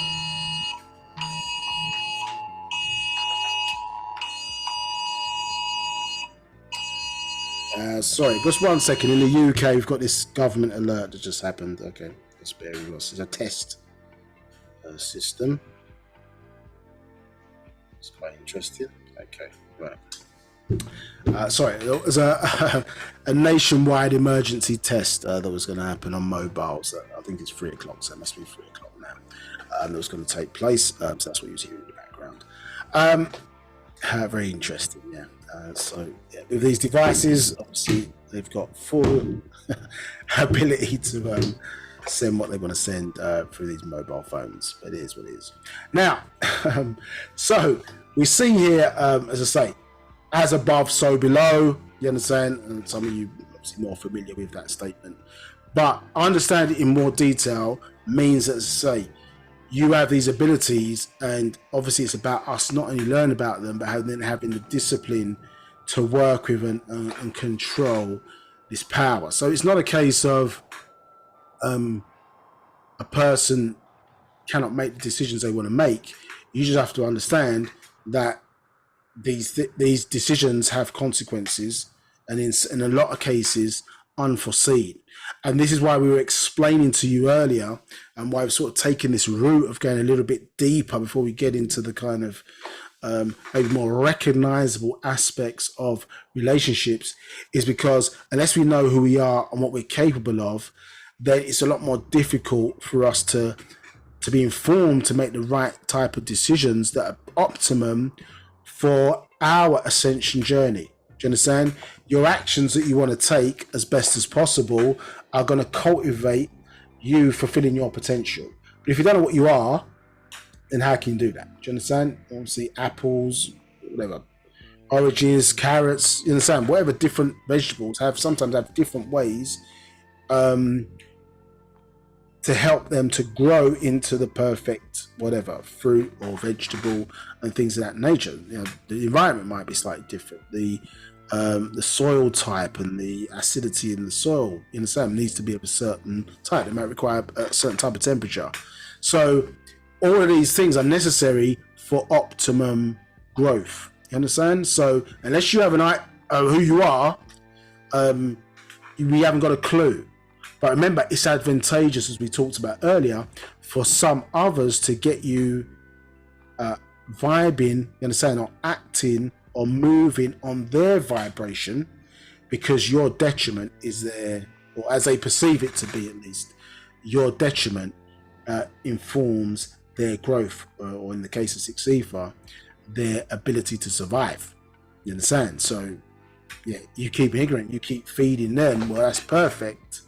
How the system was designed to be. Do you understand? So it was never designed to optimize you.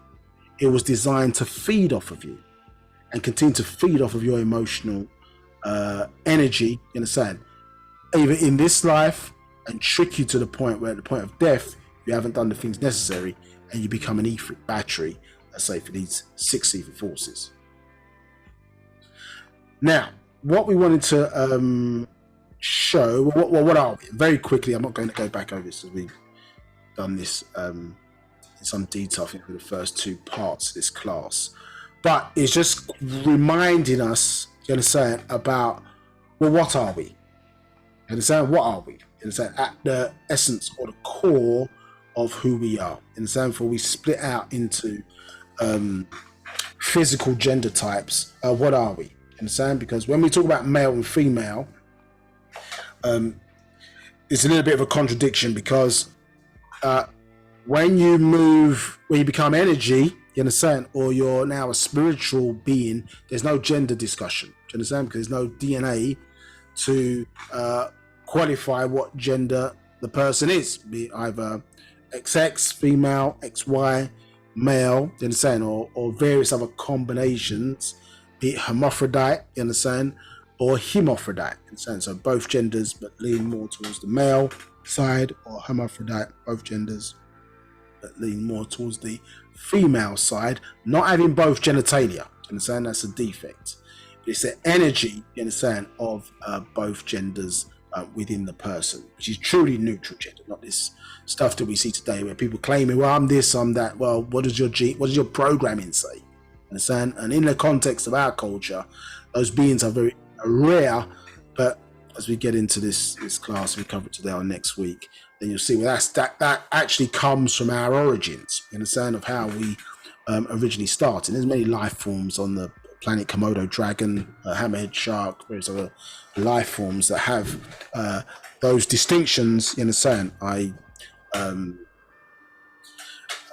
What they call asexual reproduction, or it's an ability to fertilize those eggs within their species line. You understand? And in the context of us as human beings, well, we see that in the female. Obviously, she contains all of the things necessary to propagate, obviously, all of the gender types that relate to human beings.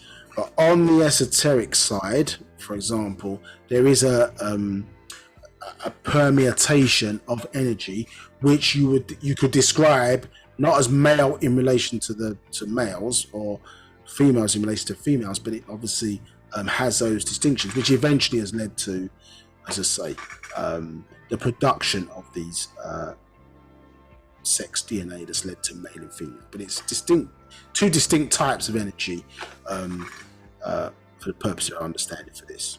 Now, so what are we? So we want to just remind ourselves what we are. And this master secret number 3, Nabab secret, actually is quite useful in that regard, although it takes a bit of thinking to sort of understand what's going on. So it says 1, Likum ay Mumra Najem Kharadu Shalel Wunawap, we're going to say Wu-Sabat. So for you, my beloved star children of Wu-Nawap or Wu-Sabat.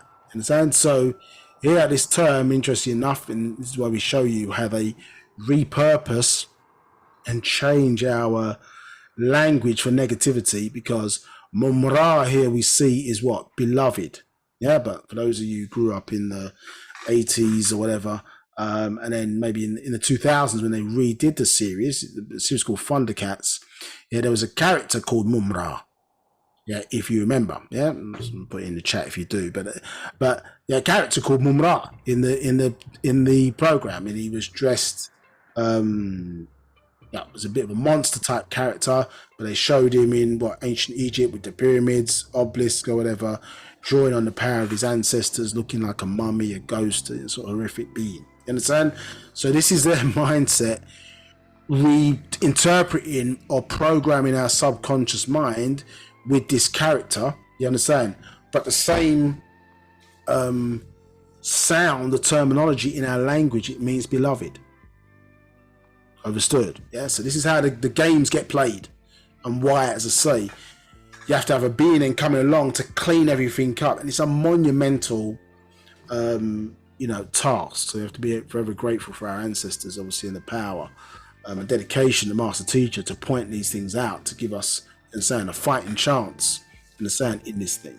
So, beloved star children, note what we're being referred to as star children. Yeah. So when you think about relationships, yeah. So let's just quickly just clarify what we're talking about there. So when you have, we're going to use, let's say we're going to use N for negroid, yeah? So, female plus male, yeah, negroid. Let me just this a bit clearer. This is, make it a bit clearer so you can see.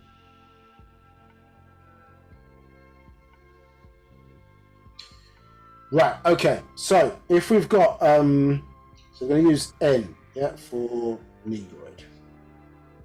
Yeah, and equals male plus female, yeah, equals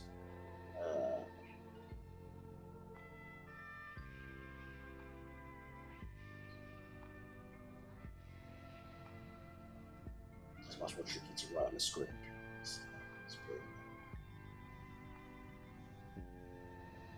Okay, right. So equals star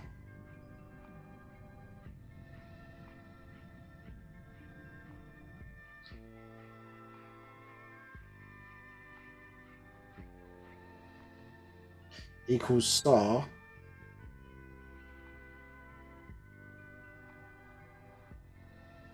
equals star children. Yeah, so negroid. Is that sorry, Amanda, can you see that on the screen? Right, you've got the Master Secret Series 3 on the screen. Okay, no, it's appearing now. I can see it now. Yeah, so let's look at it in the top there. Just show you the top. So let's say negroid, male and female, produce, yeah, star children. Yeah. When you have we're gonna say do it this way. Let's say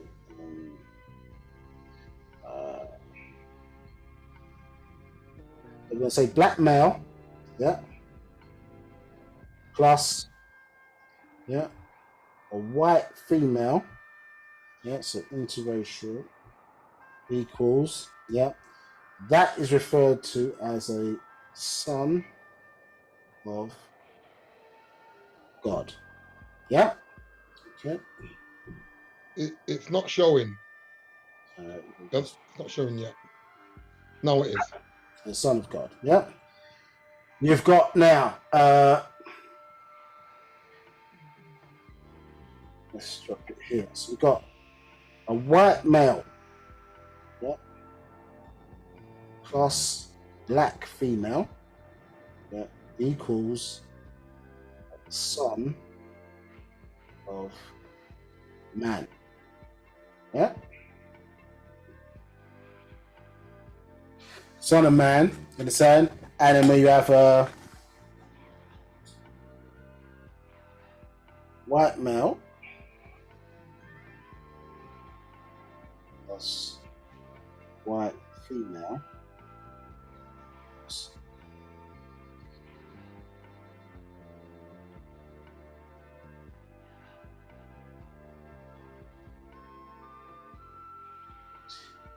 referred to as the sons of the devil. You understand? Yeah. Now, it's not meant to necessarily be an offensive statement in that regard. What it's making reference to is the fact that in ancient Egypt, the devil was bad bacteria that caused diseases. Understood? And so, therefore, when that statement comes from, cleanliness is next to what?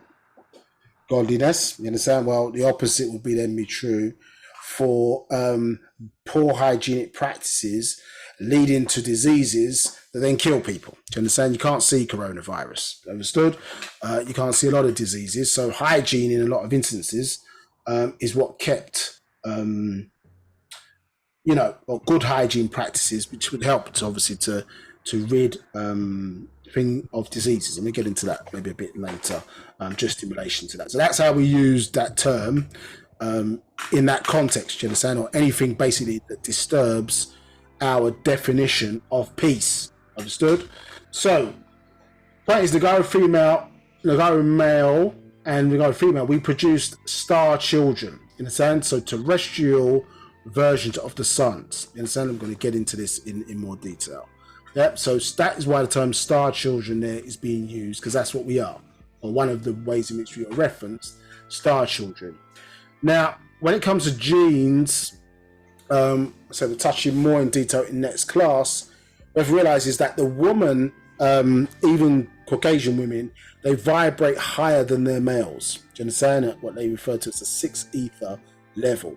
So what the woman does, being a natural shapeshifter, she basically will match the etheric energy of her partner. So therefore, given that shape-shifting ability, because the black man is vibrating at a higher level, between 7 to 9 ether, what he does, he transforms that woman and makes her Nubian, for lack of a better word. So, but still some deficiencies there. So they're referred to as son of God. You understand? Obviously, God in this context being the son. You understand? So, son of God. However, the black female has the same qualities, shape-shifting qualities. She vibrates on a higher level than all males, in fact, but she lowers her vibration to match that of her partner. Do you understand? So therefore, she lowers her vibration, in fact, transforms herself. It's one of the things that we'll touch upon in the next class, where she can lose her soul because she, having the stronger genes, a stronger etheric vibrational rate, she lowers it for this male, and it can put her soul out. You understand? So it still has a mechanism there, it's just not neat. So they produce a son of man, and then white male, white female produce what they refer to as a son of the devil. Do you understand? Because these adverse forces to the 9 ether in that context. Do you understand? Nothing to do with biblical definitions of or use of that word, just describing an opposing force, understood in that regard. So you have these different genetic configurations, and one of the things that we'll keep saying next week, but one of the things we will touch upon when we get more into the genes, is that a lot of white Caucasian or Caucasian males and Caucasian females don't realize that over time, and because of mixing with their own ancestry, they're not really truly white. Our genes are that strong in terms of the dominant genes on the planet that it permeates itself into a lot of different races, and hidden sitting in 4 generations is our genes, even though the person might not look black. And so the genes sometimes are not compatible with each other, and this is why they have a lot of trouble, or one of the reasons why they can have a lot of trouble conceiving, because the person doesn't realize actually they've got black DNA within them, and there's a conflict. But we'll be touching more into that next week. See a few questions, so let's go with those. Right. You might probably have to go back a little bit.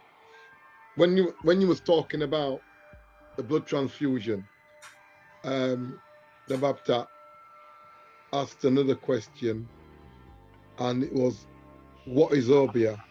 Is it a form of genetic invasion? Sorry, obia. Yeah, she said, is it a form of genetic invasion? Well, I suppose it depends how. First of all, nobody can't, let's say, put an adverse spell on you unless you yourself believe that what's happening in that regard is true.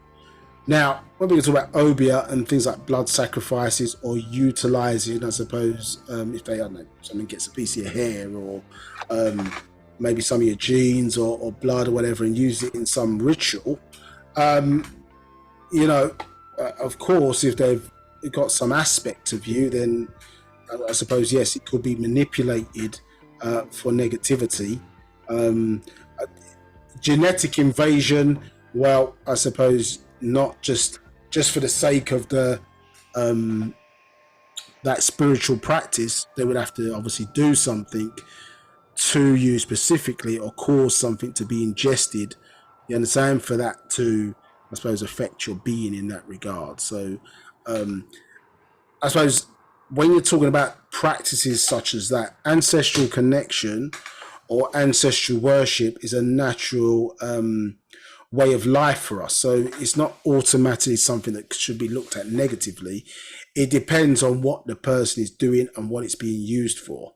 One of the characteristics to know whether something is of a lower set of forces is if it contains any kind of blood sacrifice, because you got to understand, well, if said being requires the letting of blood, for example, or something, or the killing of some animal, or something of that nature, then that's the force that they need to feed off of in order to, feed or be empowered to provide you with what they're looking for. Do you understand? And that's lower entities. You don't need to sacrifice anything to power the sun. You don't need to sacrifice anything for air to be produced on the planet. You don't need to sacrifice anything for fresh water to be produced. So nine ether beings provide the power, obviously, without the need for sacrifice. Do you understand? So in the mental plane, we produce things or mold things into different forms or shapes that, as I say, are able to propagate life. Whereas in the rules of this plane, for example, is that in order to build, you must destroy. In a sense, so to build a house, for example, you have to destroy other things in order to construct what you're looking for. And the rules of all planes are not the same. So, as I say, if something's sacrificing, or there's some kind of blood sacrifice or blood ritual, like see the watered down versions in the Bible, the Quran, Torah, etc., then it's telling you those beings of lower power, of lower entity, because they need to feed off or subsist off of that force in order to, as I say, to propagate and give the person what they're looking for. This is why in some instances, I'm not saying all, but it's interesting, I think my teacher pointed this out at some point, where you see a lot of stars, for example, in Hollywood that make it, and then unfortunately you see sometimes that maybe a close family member got killed or murdered. I mean, the amount of times it happens is quite it's more than a coincidence. Do you understand? So sometimes it can be issues where you're seeing things where maybe certain promises were made in a sense to achieve a certain thing, and then once it was delivered, well, okay, we're coming now for, you understand, the blood that was promised. Do you understand? So in these regards, so obia in that regard, it depends, as I say, what form or how it was used, but generally speaking, as a form of ancestral worship, it's not a negative. You understand? It's how people are utilizing it. And blood sacrifices in African culture generally is something that's come in by way of invasion of culture. It's not something that originated with us. Yeah, I hope that answers your question. Or if not, please follow up. Any other questions? Yeah, the same person asked also.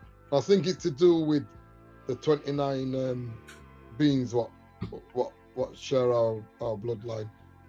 She was asking, what is insanity? Because people hear voices.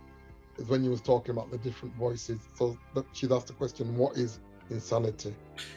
Well, it's a good question. So they've got the terminology mixed up, isn't it? So when a person is claiming to hear voices from the outside in, do you understand? Yeah, which they say the person's insane, but in actuality the person is outsane, because the person is claiming to hear voices from outside coming in. Do you understand? So if the voices are coming from inside, then that would be insanity. So all of us, potentially are insane, because we do hear those voices, because it's a natural part of our, obviously, esoteric self. You understand? Our soul being incarnated into this human form, which is a 4-generational structured body. So our ancestors are in our bloodstream. Do you understand? So all of us would be insane insofar as we're hearing voices from inside out. Now, some people, what can happen is that it could be that they break down. Maybe it could be drug taking or something of that nature. Remember, when you're not in control, in some instances, you can leave yourself not only physically open to invasion, but you can leave yourself spiritually open to being housed. Do you understand? This is why, if you think about it, what do they refer to certain types of alcohol, like vodka, scotch? They refer to them as what? As spirits. You understand? So, yeah, heavy intake sometimes of these types of drinks opens the person up. You understand? Like certain type of drug taking can open the person up, where their barriers to control. You understand? The influence of these entities is either damaged or disrupted, and in some instances cannot be repaired. So, you understand? They become in-housed with entities. I suppose are plaguing their human body to get them to perform or do the will of what they want them to do. Do you understand? So in the context, for example, if you see a drunk person, sometimes what you'll see is that let's say they've taken too much alcohol, walking down the street or whatever, and you see sometimes not just the fact that they are unbalanced when they're walking, but you don't realize that this kind of entities are trying, if possible, to cause the person to fall and then split or cause them to have a cut, because the first stage of one's immune system is their skin. Understood? So if they can split the skin and open up so the person starts bleeding, that enables these beings to in-house the entity, and then for however many moments they can control the individual and fulfill whatever carnal desires that they're looking to do. So if you imagine this kind of entity, imagine being thirsty, but you don't have you have the energy of thirst, but you don't have a body to drink a drink to quench, in a sense, or satisfy that thirst. It's like a fire, isn't it? It's burning inside the person. So them in housing other human beings who are vulnerable allows them then to feel those desires. This is why someone can get into a fight or murder or whatever outside of a pub or a club, and then the person wakes up or whatever when they're free of the drink or the drugs. So I don't even remember what happened, because in some instances a being is in-housed them to cause death, which empowers the very forces that they feed off of. Do you understand? A lot of time the best or most potent form of that energy is when innocent blood gets spilled. So insanity, what they're really describing is outsanity, when the person they're describing has got mental health issues, and in some instances like schizophrenia, for example, the barriers of control, you understand, are broken down, and the person is open, obviously, to being housed by, say, various types of discarnate entities. So to be careful what people obviously put into their bodies, because natural controls that we have can be disrupted. Do you understand? This is why one is taught, I suppose, what they call psychic self-defense, is to, even in very negative situations, is to be able to retain a positive mindset by fooling the mind. You understand? By using various techniques to stay positive. You understand? Like a tightrope walker walks on a tightrope but fools the mind into thinking they're just walking on the ground. So the removal of fear and other emotions which might cause them to fall. In a similar way, as we progress through life, we need mechanisms that help us to retain positive thinking in difficult situations, so we're not open, you understand, to being housed by say adverse forces in those instances. Any other questions? Yeah, there's one more question from Hatap, and the question is, if a Caucasian male mixes his genes with a Nagaru female or Caucasian female, but the Caucasian male is living by way of Wu-Sabat or nine mind, would it still weaken the genes of that child? Yeah, I suppose the Yeah, I mean, it is what it is, isn't it? I suppose the rules are not, they're not conditional on how the person is living. Do you understand? It would just be a case of, I suppose, in that context, that sacrifice being made is that, you understand, at least the person's genes through that child, if they then continue, you understand, then the genes obviously, and then marry with somebody with stronger genes, then that salvation, I suppose, in that context is going to be through the children, because the children are huge. You like what you see. Now, in the context of the woman that was married to, they were really, about, somebody preserving or ascending in that context, then she would have to mate at a certain point, or with a male or black male who has stronger genes, to restore back the that soul within her system. Do you understand? To say if it wasn't stored in another way by way of ritual. Do you understand? So I suppose you are who you are, isn't it? The rules don't change whether you, in inverted commas, the person's doing the right thing. Do you understand? But all human beings should be living in accordance, ideally, with the laws in nature. In that context, say the rules can't be changed, but obviously you can, for your children, isn't it? Yeah, marry stronger genes, and in future generations, the father is still, you understand, survives through his children, isn't it? And then the children, obviously, if they marry stronger, as I say, the salvation will come through that way. No further questions. Okay, so we're interested in, as I say, looking at what we are, and so reminding ourselves, as I say, of what's been expressed here. It's time there. Okay. So what time? So we all live. Before you start, it's now 15:29. Thank you. Yeah, appreciate that. Yeah. Okay. So, so we all live by Sadadat rules of natural nature. Yeah, others live by laws.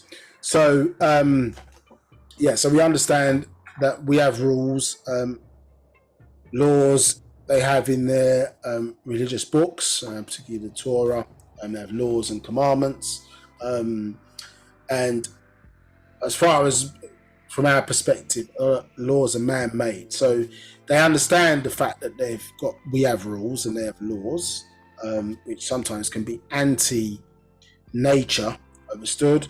And so to kind of combine the two things, they talk about the rule of law, which is combine our stuff with their stuff. In a sense, so sometimes they can be interchangeable or they're used interchangeably, but in this new cycle information, we have rules, in a sense, within nature, and then amongst each other. So, for example, like the Partarak, that is guidance, in a sense. And so, rules in the natural environment can't be changed. So they're there really to facilitate the propagation of existence or protect existence, and also to make the environment as best as possible self-autonomous.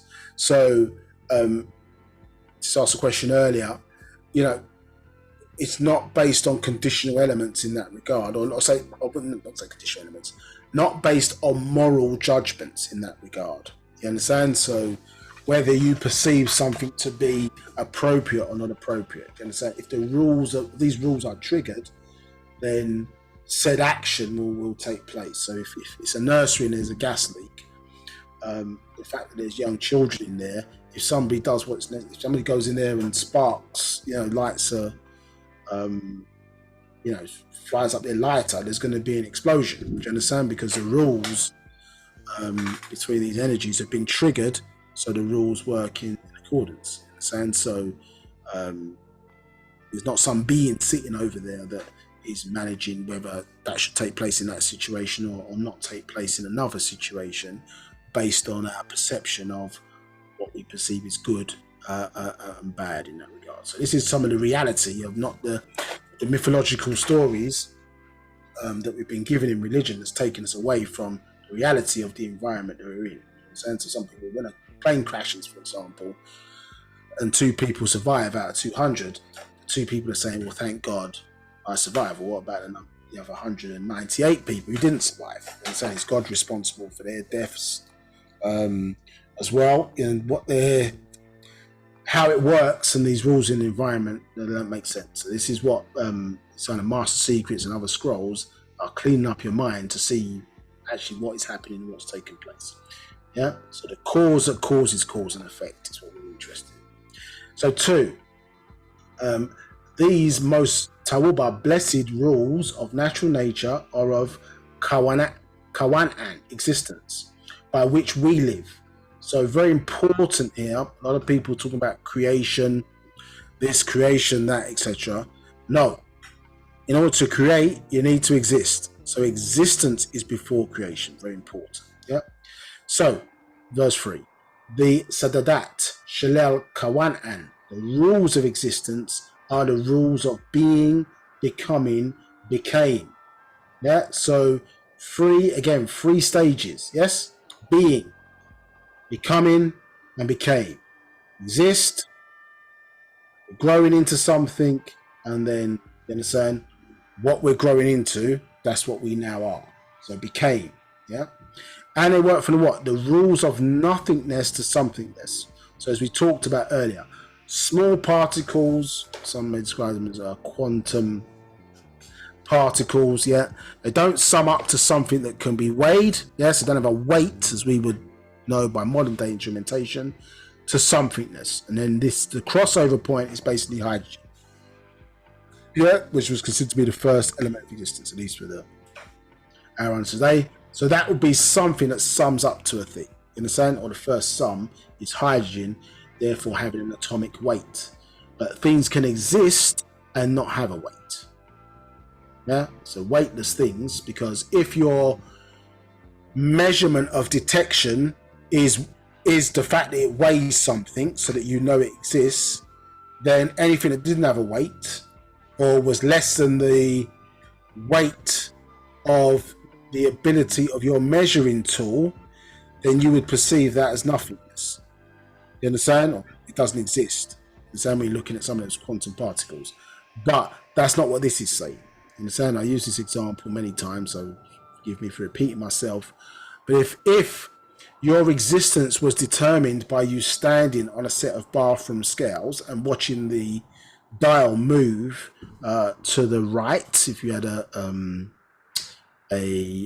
non-digital weighing scale or whatever, so when you step on it and the dial moves, well, that's something there. Yeah, so you are heavy enough to move the measuring device, which is the dial, to the right, and therefore your weight, if that was, they couldn't see you and they just saw the thing move, they would say, okay, well, there's something there based on that weight.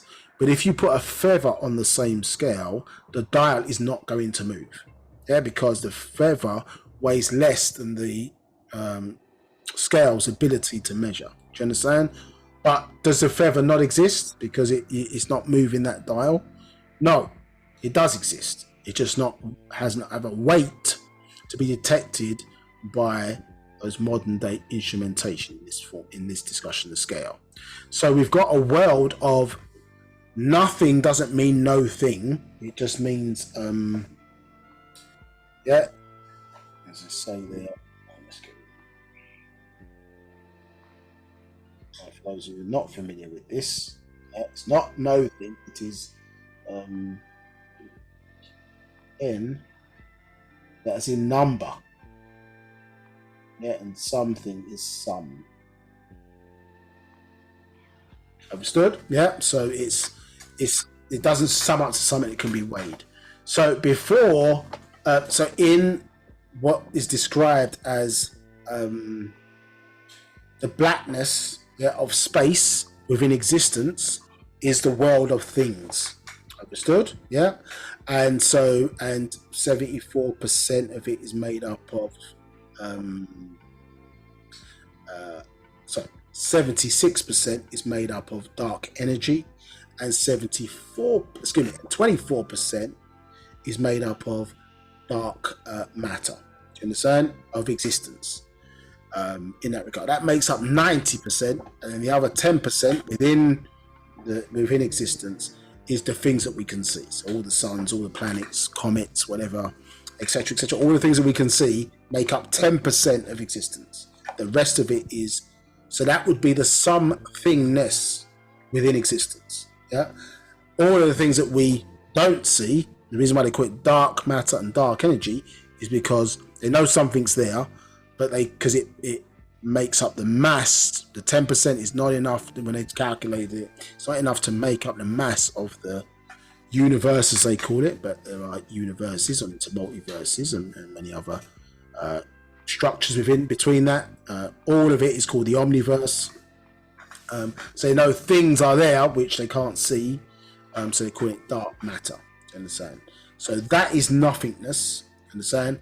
Or one understanding of it is to say, well, the nothingness is energy, and then when we get to the point of hydrogen, energy is going to transform into matter. Understood? So you get a distinction there between energy and matter at the point of hydrogen, or the things that we can see, detect, or whatever, in that regard.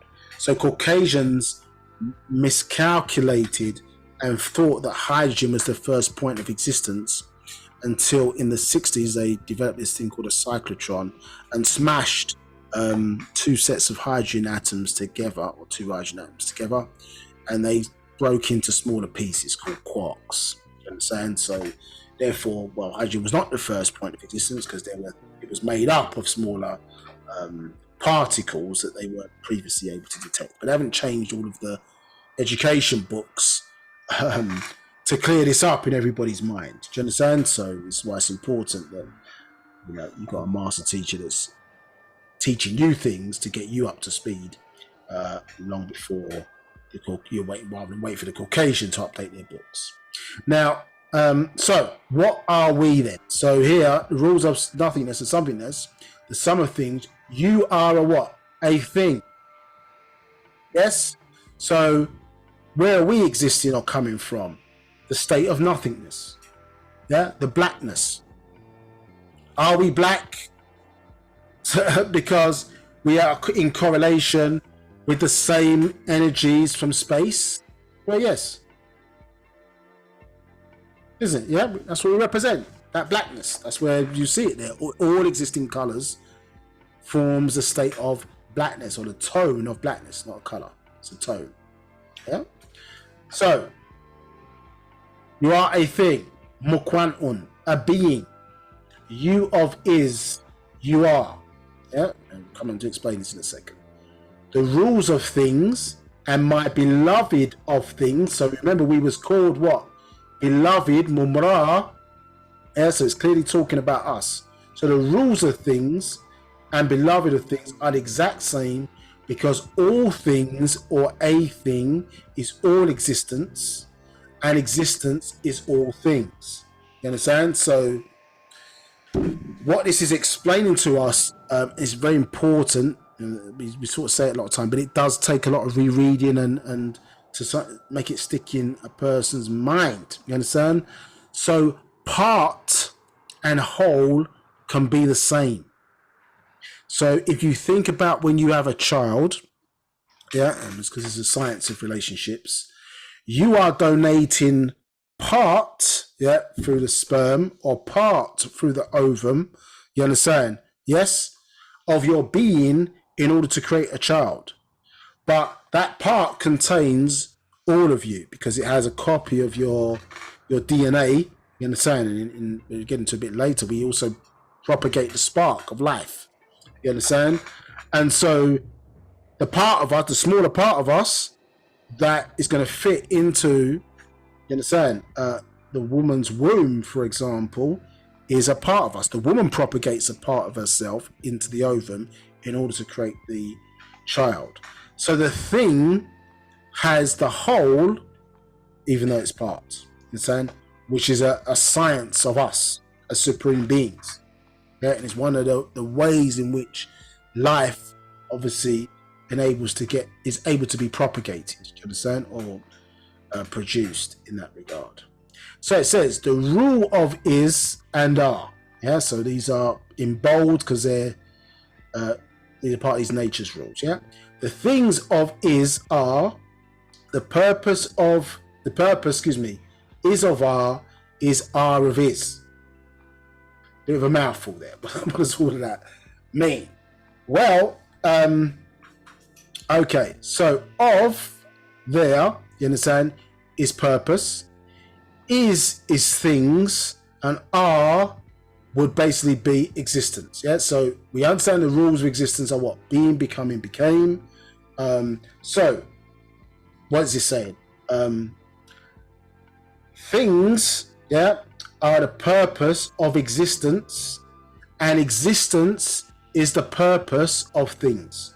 Yeah, that's effectively what that's saying. Yeah, things are the purpose of existence, and existence is the purpose of things. Is what is of are is are of is. Do you understand? Yeah. So what this is just, or what we've shown you, this is just to say, well, we're a thing, and we come from this state, if you want to refer to it as that, of nothingness.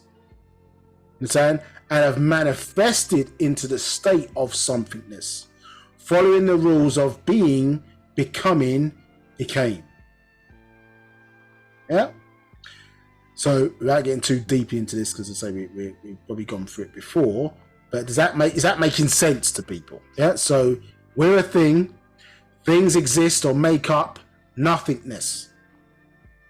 Understand? All make up nothingness. Some things come out of no things, or are made up of no things. You can't get somethingness separated to the nothingness. Some things birthed out of nothingness. Understood? Which is the darkness that you see when you look up in the so-called night sky, that makes up existence. Understand? Yeah.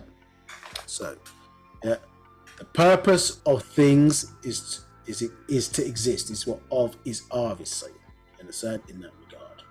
So, yeah, existence is powerful, and the Natharu are regulated or keeping the expansion of existence regulated. That's their purpose.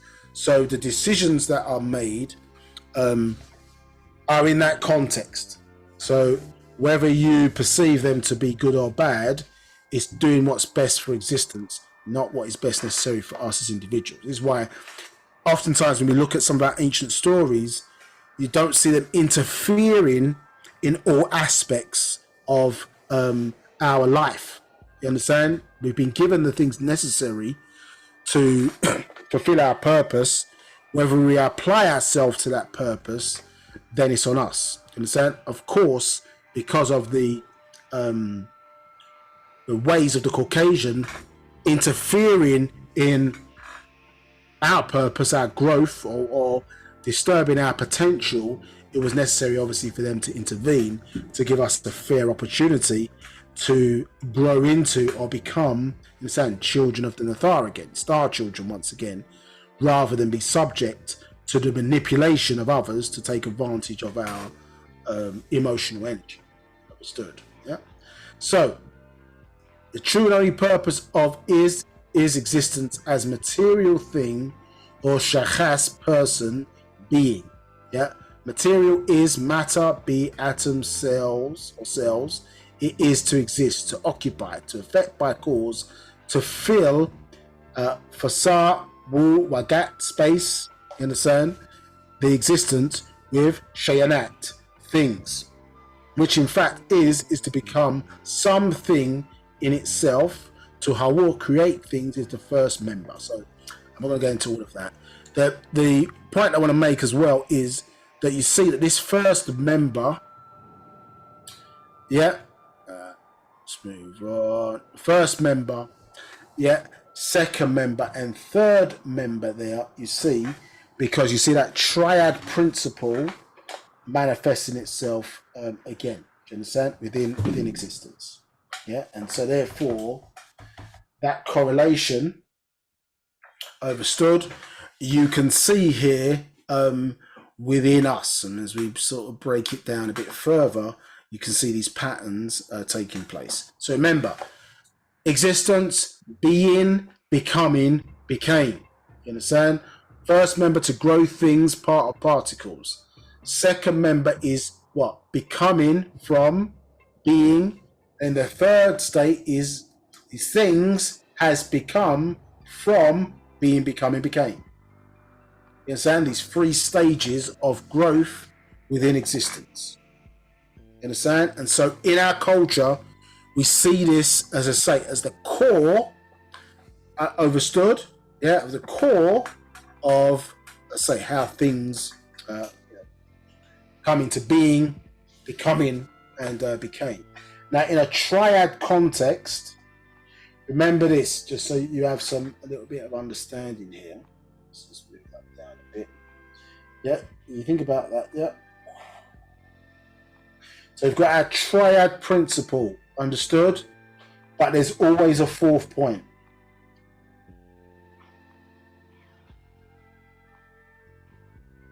Yes? There's always a 4th point. So we have our triad principle, but there's always a 4th point. That point is the mental, the mind. Yeah? If we just look person, places, and things, which are nouns, there'll be a 4th point there, which is the mind or the mental. Yeah? So even though in our triad principle, always a 4th point. Just keep that in mind. Literally, let's keep starting. Right, any questions? There are no further questions.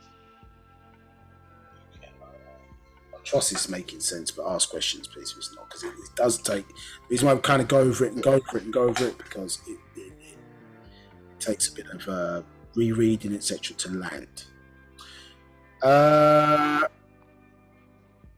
Okay, yeah, let's just touch on this a little bit, not to go too left field. But this is from, I say, Natural Ether Energy, from a different book to that Master Secret, Nabab. But it's just confirming that what of means. So it says the nature of is the rule, of is the purpose, and the purpose of Fatiral Achach Nashashat, natural ether energies, are to be the prime mover in nature towards creation or disintegration, to be the magnetism and magicism in organization and creation, by Fatah nature to be the main organizing and controlling elements in the base or source of creation. That source is the damag, brain. So very important I suppose point here, in that the cause and effect. What this is showing here, and we're going to get into this a little bit deeper, is what is causing that motion. You understand? So what is causing things to move in a direction of being, becoming, became. You understand? So clearly, if we think about the context of us as male and female, then the first element of us coming together to produce is attraction, isn't it? You understand? And some even use the term magnetic attraction. You understand? So it's one force, or seemingly the opposites, being attracted to each other to come together. Understood? So, excuse me. Here, what's being described is, as we touched on earlier, different types of ether allow energy to transfer within existence from one place to another. You need the medium, let's say. But interestingly, what this is saying as well is that what is drawing down some of these energies and these powers to the source is that human brain. And when we look in the which is the manifestation, let's say, of the point where the mind can be received, or mental energy can be received within us, understood, as human beings. And it's one of the elements, that connection is what renders us supreme beings, because of that connection. So we're drawing this motion or movement of growth or creation towards us, by way of the brain. And the brain has the ability to process these smallest particles in creation, referred to them as newts or brain etheric seeds. Do you understand? Now, in the previous class, going over it in this one, but it discussed the difference between chaos, primordial chaos, so in the darkness, Yeah, primordial. You understand where the origin of things are from. Primordial chaos versus things being in order. You understand? So primordial chaos has got not necessarily nothing to do with evil. It relates to the fact that where you have particles which are basically not organized, just for lack of a better word, floating aimlessly. They're not in a system. You understand? They're formless. Overstood. That is chaos. When they become, you understand, or are started into motion to be moved into form or some kind of system, which is what that word creation means, then they are in, you understand, order. You understand? So you have this order versus chaos in this context. Do you understand? And what is driving those particles to be in order is following the rules of being, becoming, became, which is those 3 or triad points, but it's all being driven by the mind or the mental. Understood? Yeah. So here we see another triad element of us is nature, and saying the chach ether, and then the shat energy. Do you understand? That connection obviously renders us an etheric being, because we were able to say to process or utilize ether on both sides, isn't it? In the world of nothingness, transferring into the world of somethingness. Do you understand? As sons and certain daughters of Ra'ah. So in it's probably just there. So the rule of is, the nature of is, the purpose of is, the purpose of natural ether is to spark. The purpose of natural ether is the spark of natural life and mind energy. Yeah, we just touched upon that. 348. You are the reason all exist. 349. You are the purpose all exist. Remember, of, understand? Yeah. Is things. Yeah. 350. You are the original being. 351. You are the supreme being. So when you understand these elements and these rules taking place from things to being, becoming, became, where is the space for their concept of a God or an intercessor controlling all these things? It doesn't exist. Yeah. And in actuality, well, we may touch on a bit later, but you are, the fact of the matter is, you are that God.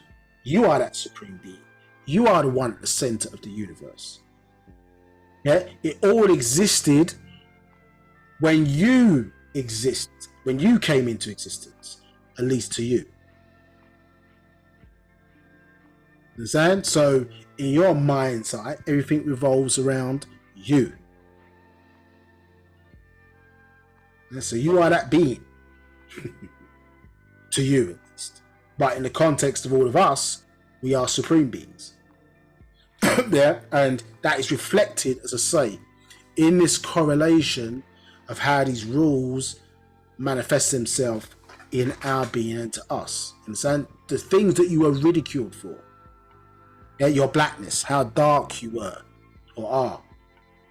Yeah, you were ridiculed for this. But not seeing that, yeah, when we look up in the so-called, what they call night sky, yes, what do we see? We see blackness. Yeah, we see light energy or light particles in the darkness. Darkness is not evil. It represents peace, balancement, tranquility. You understand? You don't go to sleep with your eyes open. You close them. Do you understand? And yeah, you more time, you understand, you sleep in darkness if you want to sleep comfortably. Yeah, so we're returning every day back to our origins, or where we came from. Yeah, back to our origins on a daily basis. We're reminded of this journey, but we didn't know our culture, so we wasn't paying attention to these subtleties, where our ancestors have put these things literally in our faces, in natural design, to remind us who we are. It's in that word, remind. Yes, remind. They put you back into the mind of Ra'ah, as that supreme being, who and what you're supposed to be. Yeah? And the fact that we keep looking for some being to come out of the sky, in their story, is supposed to save us. Well, you understand? It's not manifested itself yet.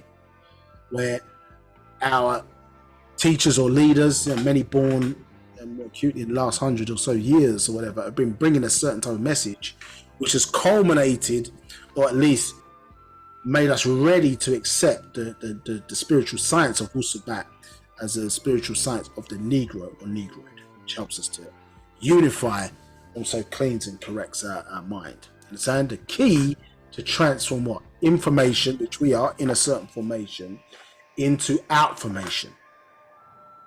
Understood? So if we show that, remember that diagram at the start of the class, understand?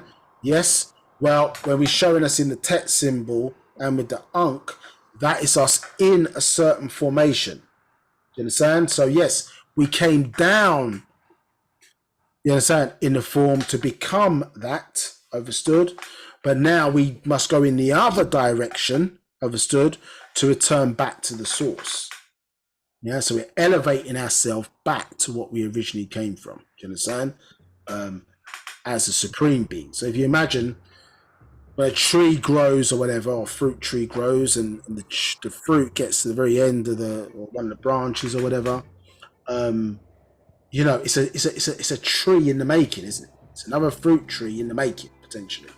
At the end of that particular part of the propagation, do you understand? And the journey obviously continues. So us in that male and female form, as we're going to read about, we're at the end, isn't it, of that cycle. But instead of us to be supreme beings, our genes have been infiltrated, our connection cut off, and we find ourselves thinking that we're men and women. Do you understand? So as a person thinketh, obviously so they are, isn't it? Yeah. So if we're taught that, and that's what we've got no other decent information to compare ourselves to, then that's what we believe and think we are. Yeah. Okay, let's move past this. So let's jump into something else. So if you remember, this is part of the all expanding, and I'm just going to jump in a bit just for a reminder. So if you remember, this is showing us a separation. So I'm going to go from 22. It says, I'm going from 22. So, no, in fact, let me go from 9. A dual verse of nature at work. This is order called chaos and disorder called chaos. Excuse me. And a dual verse of nature at work, and this is order called cosmos. 10, and disorder called chaos. 11. Chaos is also referred to as primordial chaos. Just talked about that earlier. Non-tat and nun, dual from nu, omni, or source. If you do some research, in fact, you look up, you can tap into a Bible concordance, for example, like blueletterbible.com. You type in the word nun, you see it appears in their Bible many times, you understand? And look it up in what it means in Hebrew, and it goes back to the word fish, you understand, like the whale or whatever that swallowed Jonah, not that whale is a fish, but a sea creature, do you understand? So this idea about this primordial chaos, understood, or you understand, the waters, you understand, represent that nun and nutat, these waters, you understand, of this sort of blackness of space where you've got things within existence that are aimless and things within existence that have purpose. So omni or source, it says 12, the purpose of the all in all existing as multiverses or all as omniverse, and then 13, the universal order is one part controlled as will is controlled as choice. 14, you have 180 degrees of one choice of will and 180 degrees of another choice. You have to choose. 180 degrees and 180 degrees is 360 degrees of choice. 15, same throughout the cosmos, throughout all of nature in this universe of dual cosmos. 16, as in time as a point. 17, now is the time. 18, and then is time.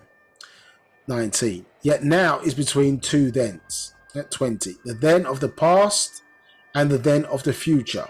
21, so it manifests at the point of each person's now or right now. So within the period of now, which what time is, you understand?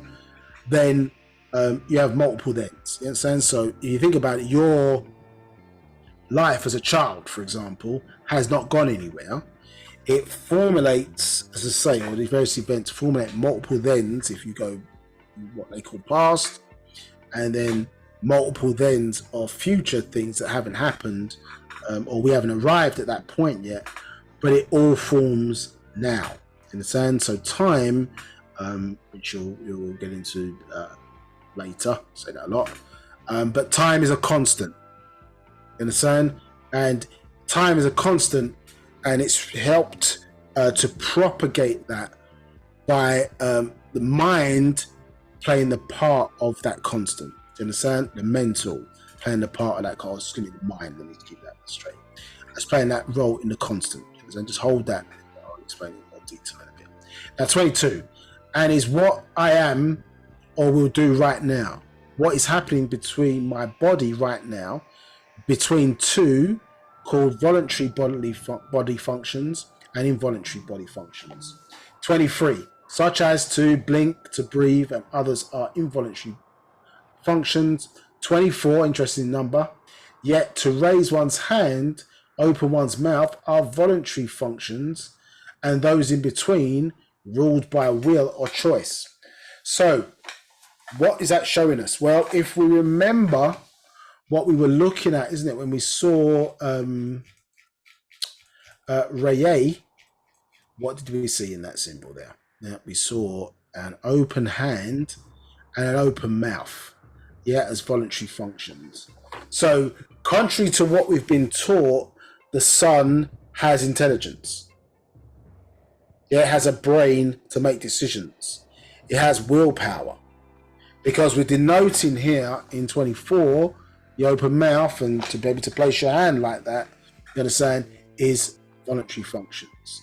And we have the source here, which interesting enough, you understand, it shows an involuntary function, obviously, but it happens at a certain point in time, isn't it? Women's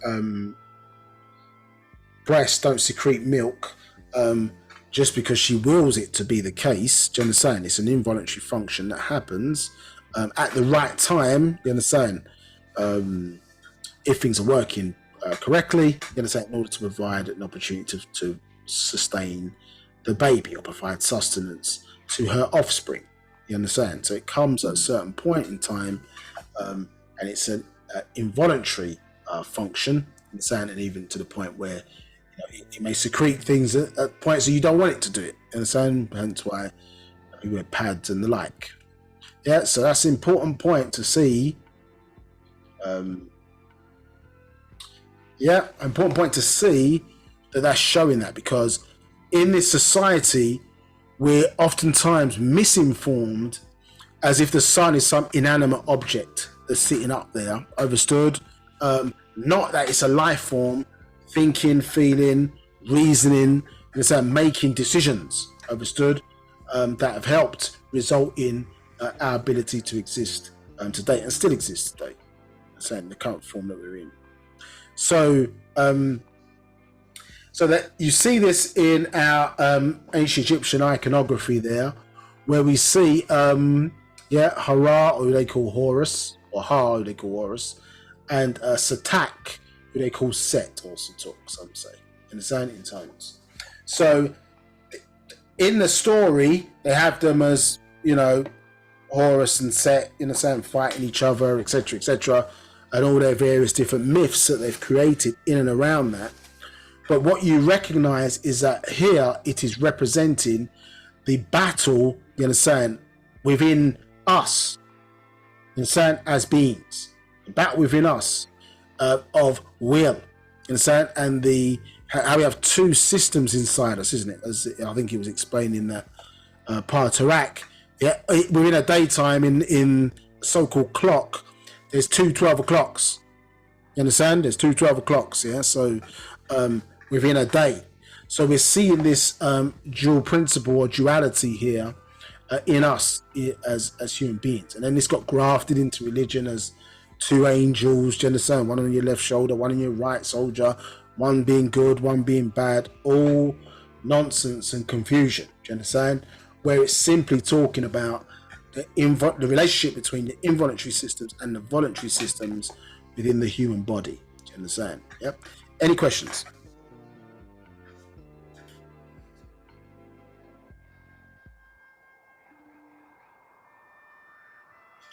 Okay. Okay, so question here. Just I'm not sure my name for at the moment. What is Alzheimer's dementia? A process of making us forget?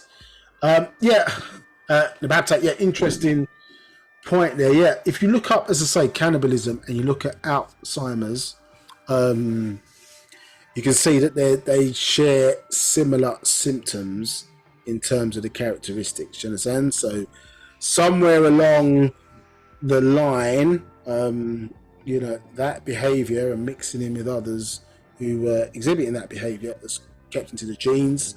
Also, some cause of Alzheimer's is the accumulation of unnatural metals in the body over time. So the pots that we cook with, if they're not iron and things of that nature, can accumulate in the body and cause detriment to the mind. You can't process those metals inside it, and you can't excrete them, so they build up over time. Do you understand? So this is one of the things, like E numbers and things of that nature. They say, okay, well, that amount in that particular food or whatever can't cause the human body problems, but it's not that amount in that one serving. It's the fact that some of these toxins can't be gotten rid of by the body, so they accumulate over time and cause problems. You understand?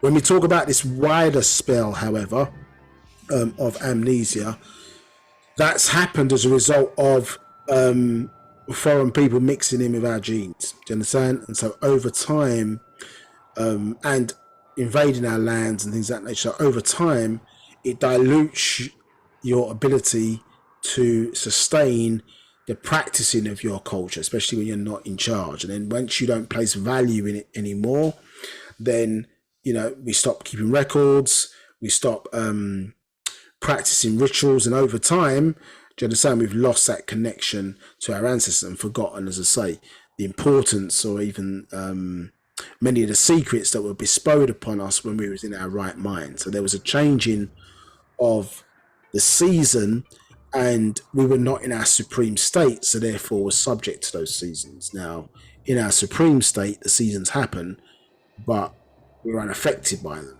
Obviously, we were able to live for many millions of years without decay, almost in that regard. So over time, six evil forces through insane. Obviously, them coming in terms of the season, but then certain decisions were made as a result of, as I say, mixing in and maybe sympathy that led to sympathetic decisions that allowed those forces to come in. So, for example, when you look at the pharaoh who they record as Khufu, you understand, obviously he allowed Europeans into Africa or that part of Egypt because his son Rahotep married outside of a tribe, married a Caucasian woman by the name of Nefret. And so as a result of emotional decisions in relation to his son's behavior, he allowed dark-haired, dark-eyed Caucasians into Egypt at that time, where Europe, where it gets its name from, is Yu means God, well, a derivative of God, and rope was symbolic of the immigration system that surrounded Africa that didn't allow Europeans in. So understand, that was a symbol, for example, of six evil forces starting to come in and rise, and saying culminating, obviously, rising for the last 6,000 years. So there was an inevitability about it happening, but somewhere along the line, these forces if by way of decision making, have control and allowed in, and then obviously that has led to the state where we are in now. As a good friend of mine, Hotep, I used to say, we've gone from building pyramids to building spliffs. You understand? So that forgetting is part of the spell, and it's enforced when the genes start to mix, because the enemy or the opposing force is now within the person. Do you understand? So fighting inwardly, or the inner war in that regard. So here we see, as I say, the opposing, and you see where their hands are. Yeah, their hands are placed at both sides of the brain. You understand? So this is obviously representing willpower, but it's also discussing the voluntary and involuntary forces.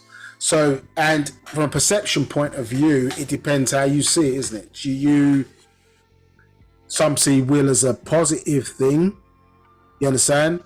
But it could be by others as a negative, do you understand? So we may find ourselves in this situation for the decisions we've made, but it's almost like you go full circle and understand, well, actually, because you wanted to be an individual, you wanted to make your own decisions.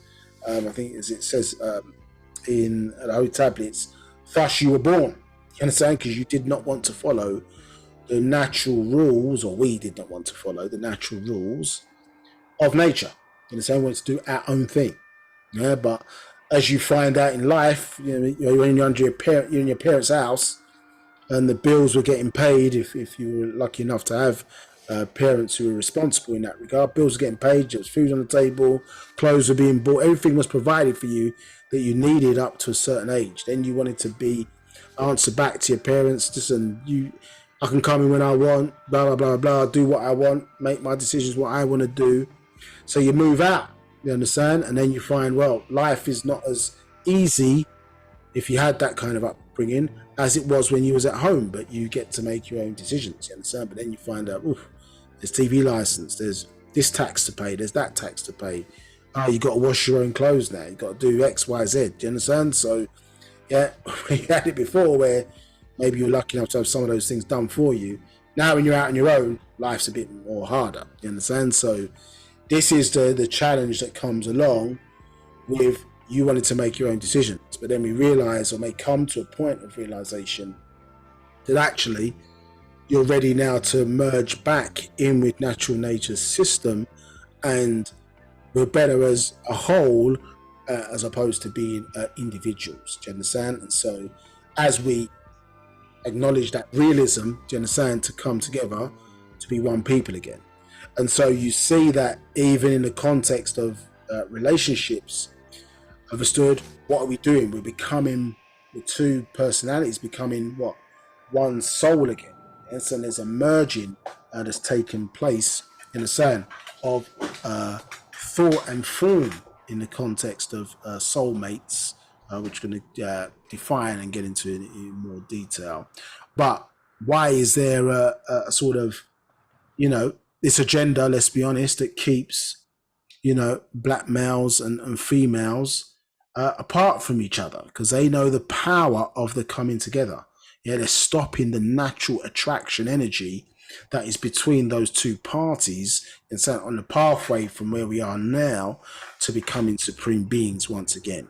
And we're intertwined. One can't do without the other in that context. You understand? A flow of energy between both in order to achieve, you understand, our ascension properties as a people. Okay, let me see if there's any other questions. Okay. Antakadia of 4, Nabab, no problem. Let's see if there's any other questions.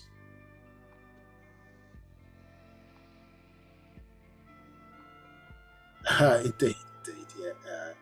Those two. Yeah. All right, okay, so keeping it moving. Okay, so interesting picture. Yeah, everything you see when our ancestors do things, it always tells a certain story. So they were not opposed to each other in the real understanding of that story, because they came from the same, genetic line. All of them descendants from Atum. Yeah, so there was no negativity to be able to come into the bloodline. It's only if you really look at the true story. It's that Atum gave birth to Shuwa and to Faf and Atak. You understand? So when you look at it, as it propagates down, then being the fourth aspect of the lineage there was no aspect for negativity, because where were the genes coming from? They wasn't coming from outside, they were only from the same source. Yeah, so it reflects, as I say, certain systems in nature. If you're paying attention, we'll get the understanding. And this kind of head of this kind of aardvark style creature was associated with foreign peoples. Understand? This is why, and the desert is why Set, as they say, or Takos talk, gets a bit of a negative rap. You understand? But it represents something. I'm not going to get into all the story today, but for purpose of this, involuntary and voluntary systems, one could see the voluntary as not negative, but the rebellious side, versus involuntary, which is agreeable because it works with it's already in tune and working with nature's systems. It's our decision making, if it's not steered in the correct manner, and let's be honest, we make a lot of decisions because of bad information that are self-destructive, not self-preservative. So we don't do things to preserve. Oftentimes we do things, certainly in this society, that are destructive, you understand, to ourselves, and it's called fun. Exercise, they've kind of bridged everything. Well, yeah, your most spiritual time of the year, which is your anniversary of your birthday, yeah, you're out there partying and drinking and opening up yourself to adverse forces instead of using that time more agreeably to strengthen, you understand, yourself with natural nature and your mind to think about what you want to achieve in the coming 12 months, because that's your most powerful time of the year. But they cause you to oftentimes to waste that opportunity because they want you on a destructive, not a preservation pathway. Now, you see that same duality here in the Sumerian side, Enki and Enlil, and as I say, reflected by two insects, the fly, in the sun, representing Zupu, and the bee, representing Nupu, in the sun. One a builder, one subsisting off of decayed things, you understand? Now, the 9 and the 6 in the context of a human being, or us as beings, the 9, remember, represents mental power, and the 6, associated with the word sex, represents physical power. You understand? So, but we're both, you understand? But the mind must rule over the body. You understand? In a way of us subduing our passions and controlling our desires, obviously, if we are to ascend as a race or as a group. So, what were we saying here? So we just wanted to just remind, I suppose, of the fact that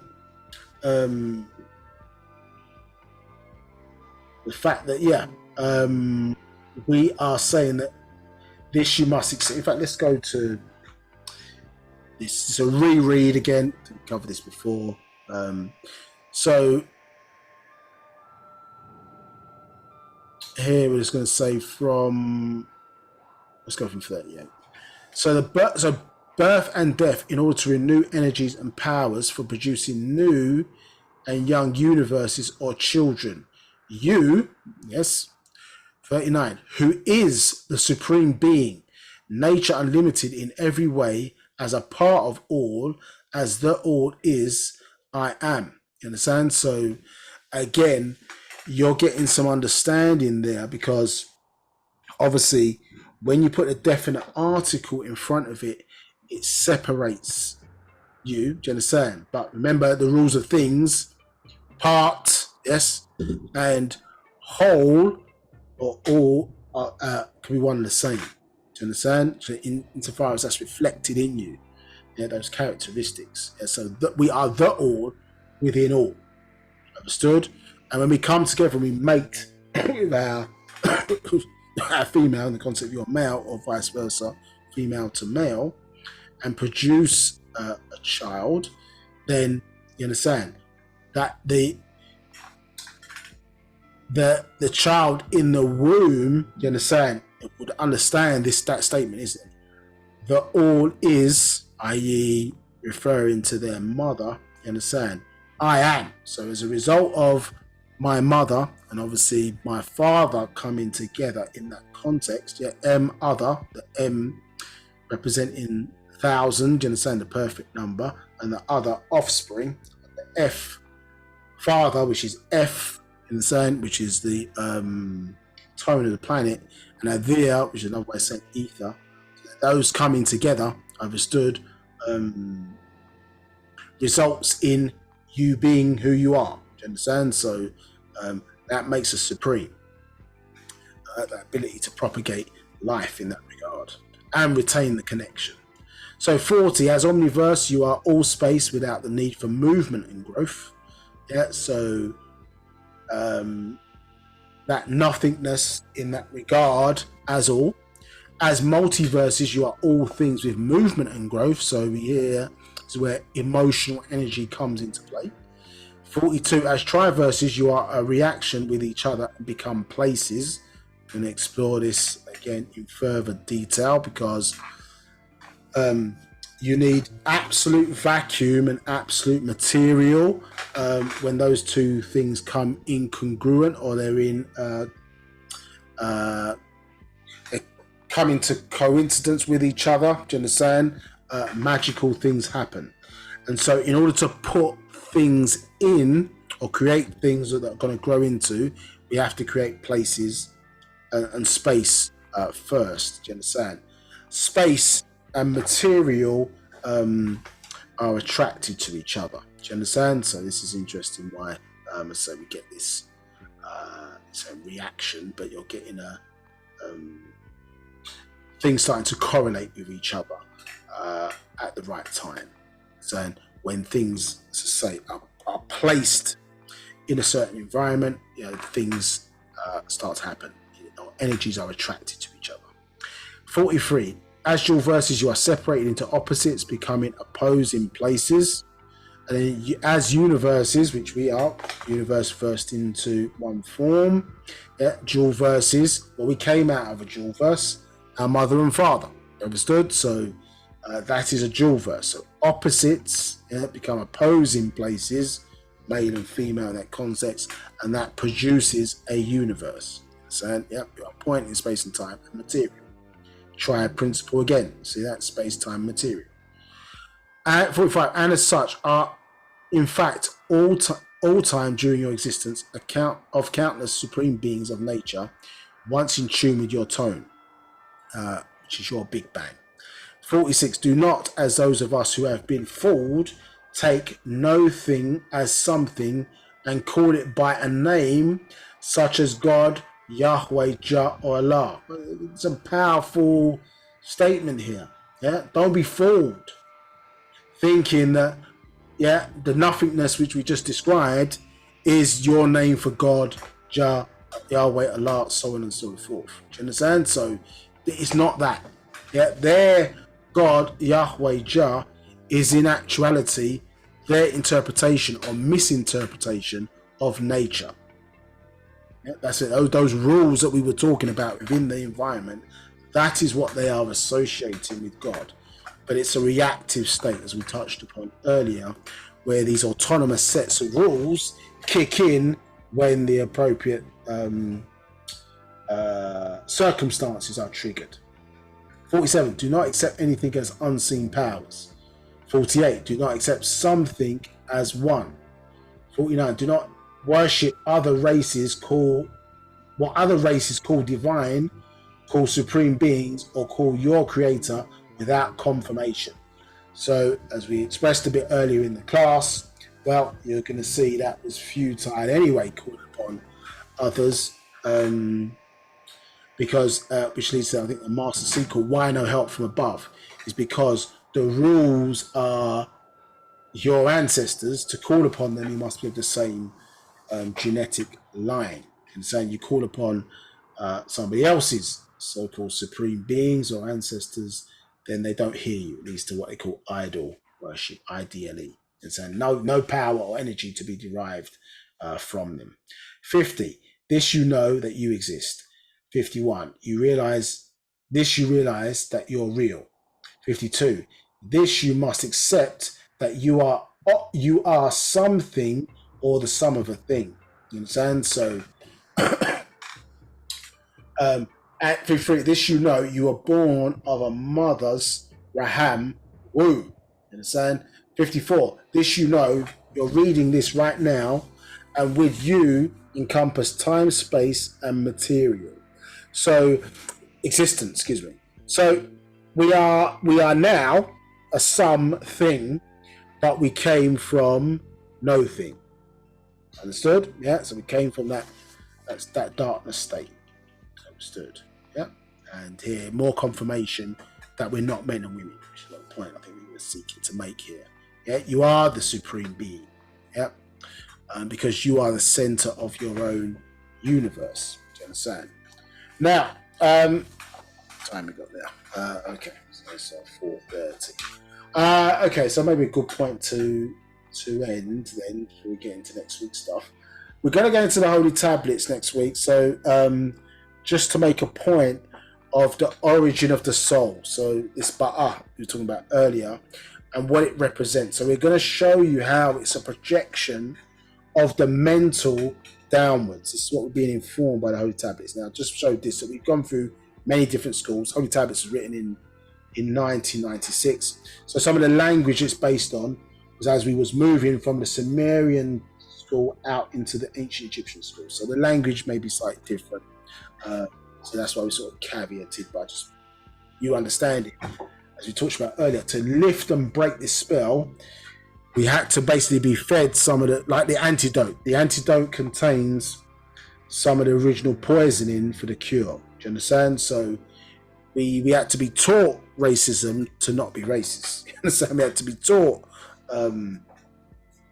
Christianity, so it didn't have any control of us, and vice versa with these other schools. Find out where they came from esoterically, but all roads lead to ancient Egypt. Understand? And Wu-Sabat and ancient Africa in that regard. Any other questions?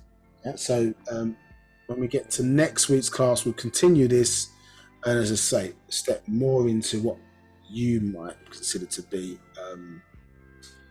some more traditional elements of what you might consider relationships to be. Understand? Got a few more slides to go through before we get to that point.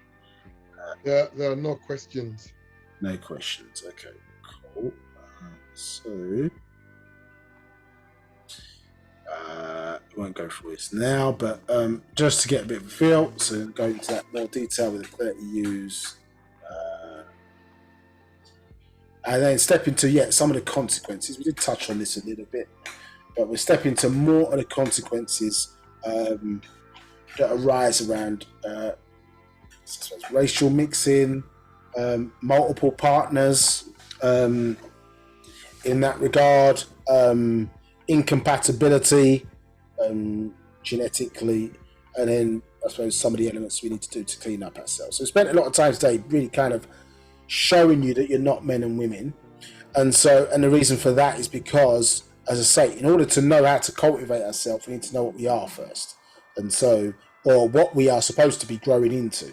So in order to have that context, and that can inform or help inform, well, what partner should I be choosing if you're still seeking a partner? Is that partner the right person for you?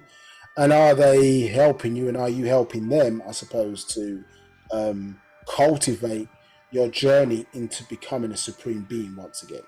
So I'm saying you're not men and women. Men and women are showing they're mentally dead. Now, do we have guidance?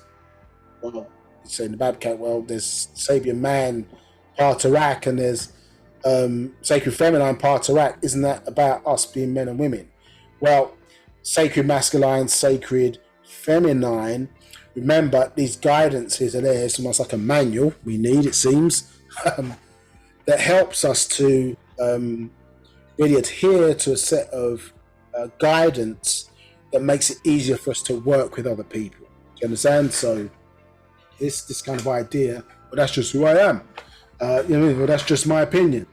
You understand? So you're never accountable then for any of the actions that one takes. But obviously, to maintain peaceful environments, we see the result of us not working in the cooperative fashion. Well, we have guidance and rules and things of that nature to help us to work in a cooperative fashion and to help us to manage our own nature for the betterment of the whole, not necessarily for us as individuals. Do you understand? So you're going to see as we go through next week's session that, as I say, where man is, or the term man is, on the divine hierarchy of things and how far we've actually fallen. So, as I say, we are there next week. So if you need to use a separate link to register for part 2, I think most people are probably on it, but if not, I'll quickly maybe find that and put that in the chat area. So if people need to register for next week's class, just use that link. Once you've done it once, you don't need to do it again in that regard. Okay, cool. So no other questions at the moment then, no? No questions. All right, I'll put that in the chat area. I think for those who need it, if you're on Zoom, you probably don't. Right, that second link is to register for class 2 if you've not registered in the past. If you have, you'll get a notification and you can join us next week where we'll get into the, as I say, some more detailed, very interesting stuff around this topic. You can see it very deep, but seeking to make it simple for you, because the master teacher obviously has made it simple for us to gain some understanding. If there's no other questions then, thank everybody for their time. Stay safe, and we will see you same time next week where we can delve deeper into this subject for full and proper understanding and to aid our transformation. Everybody take care. We will see you soon. Okay, wadu for those who know.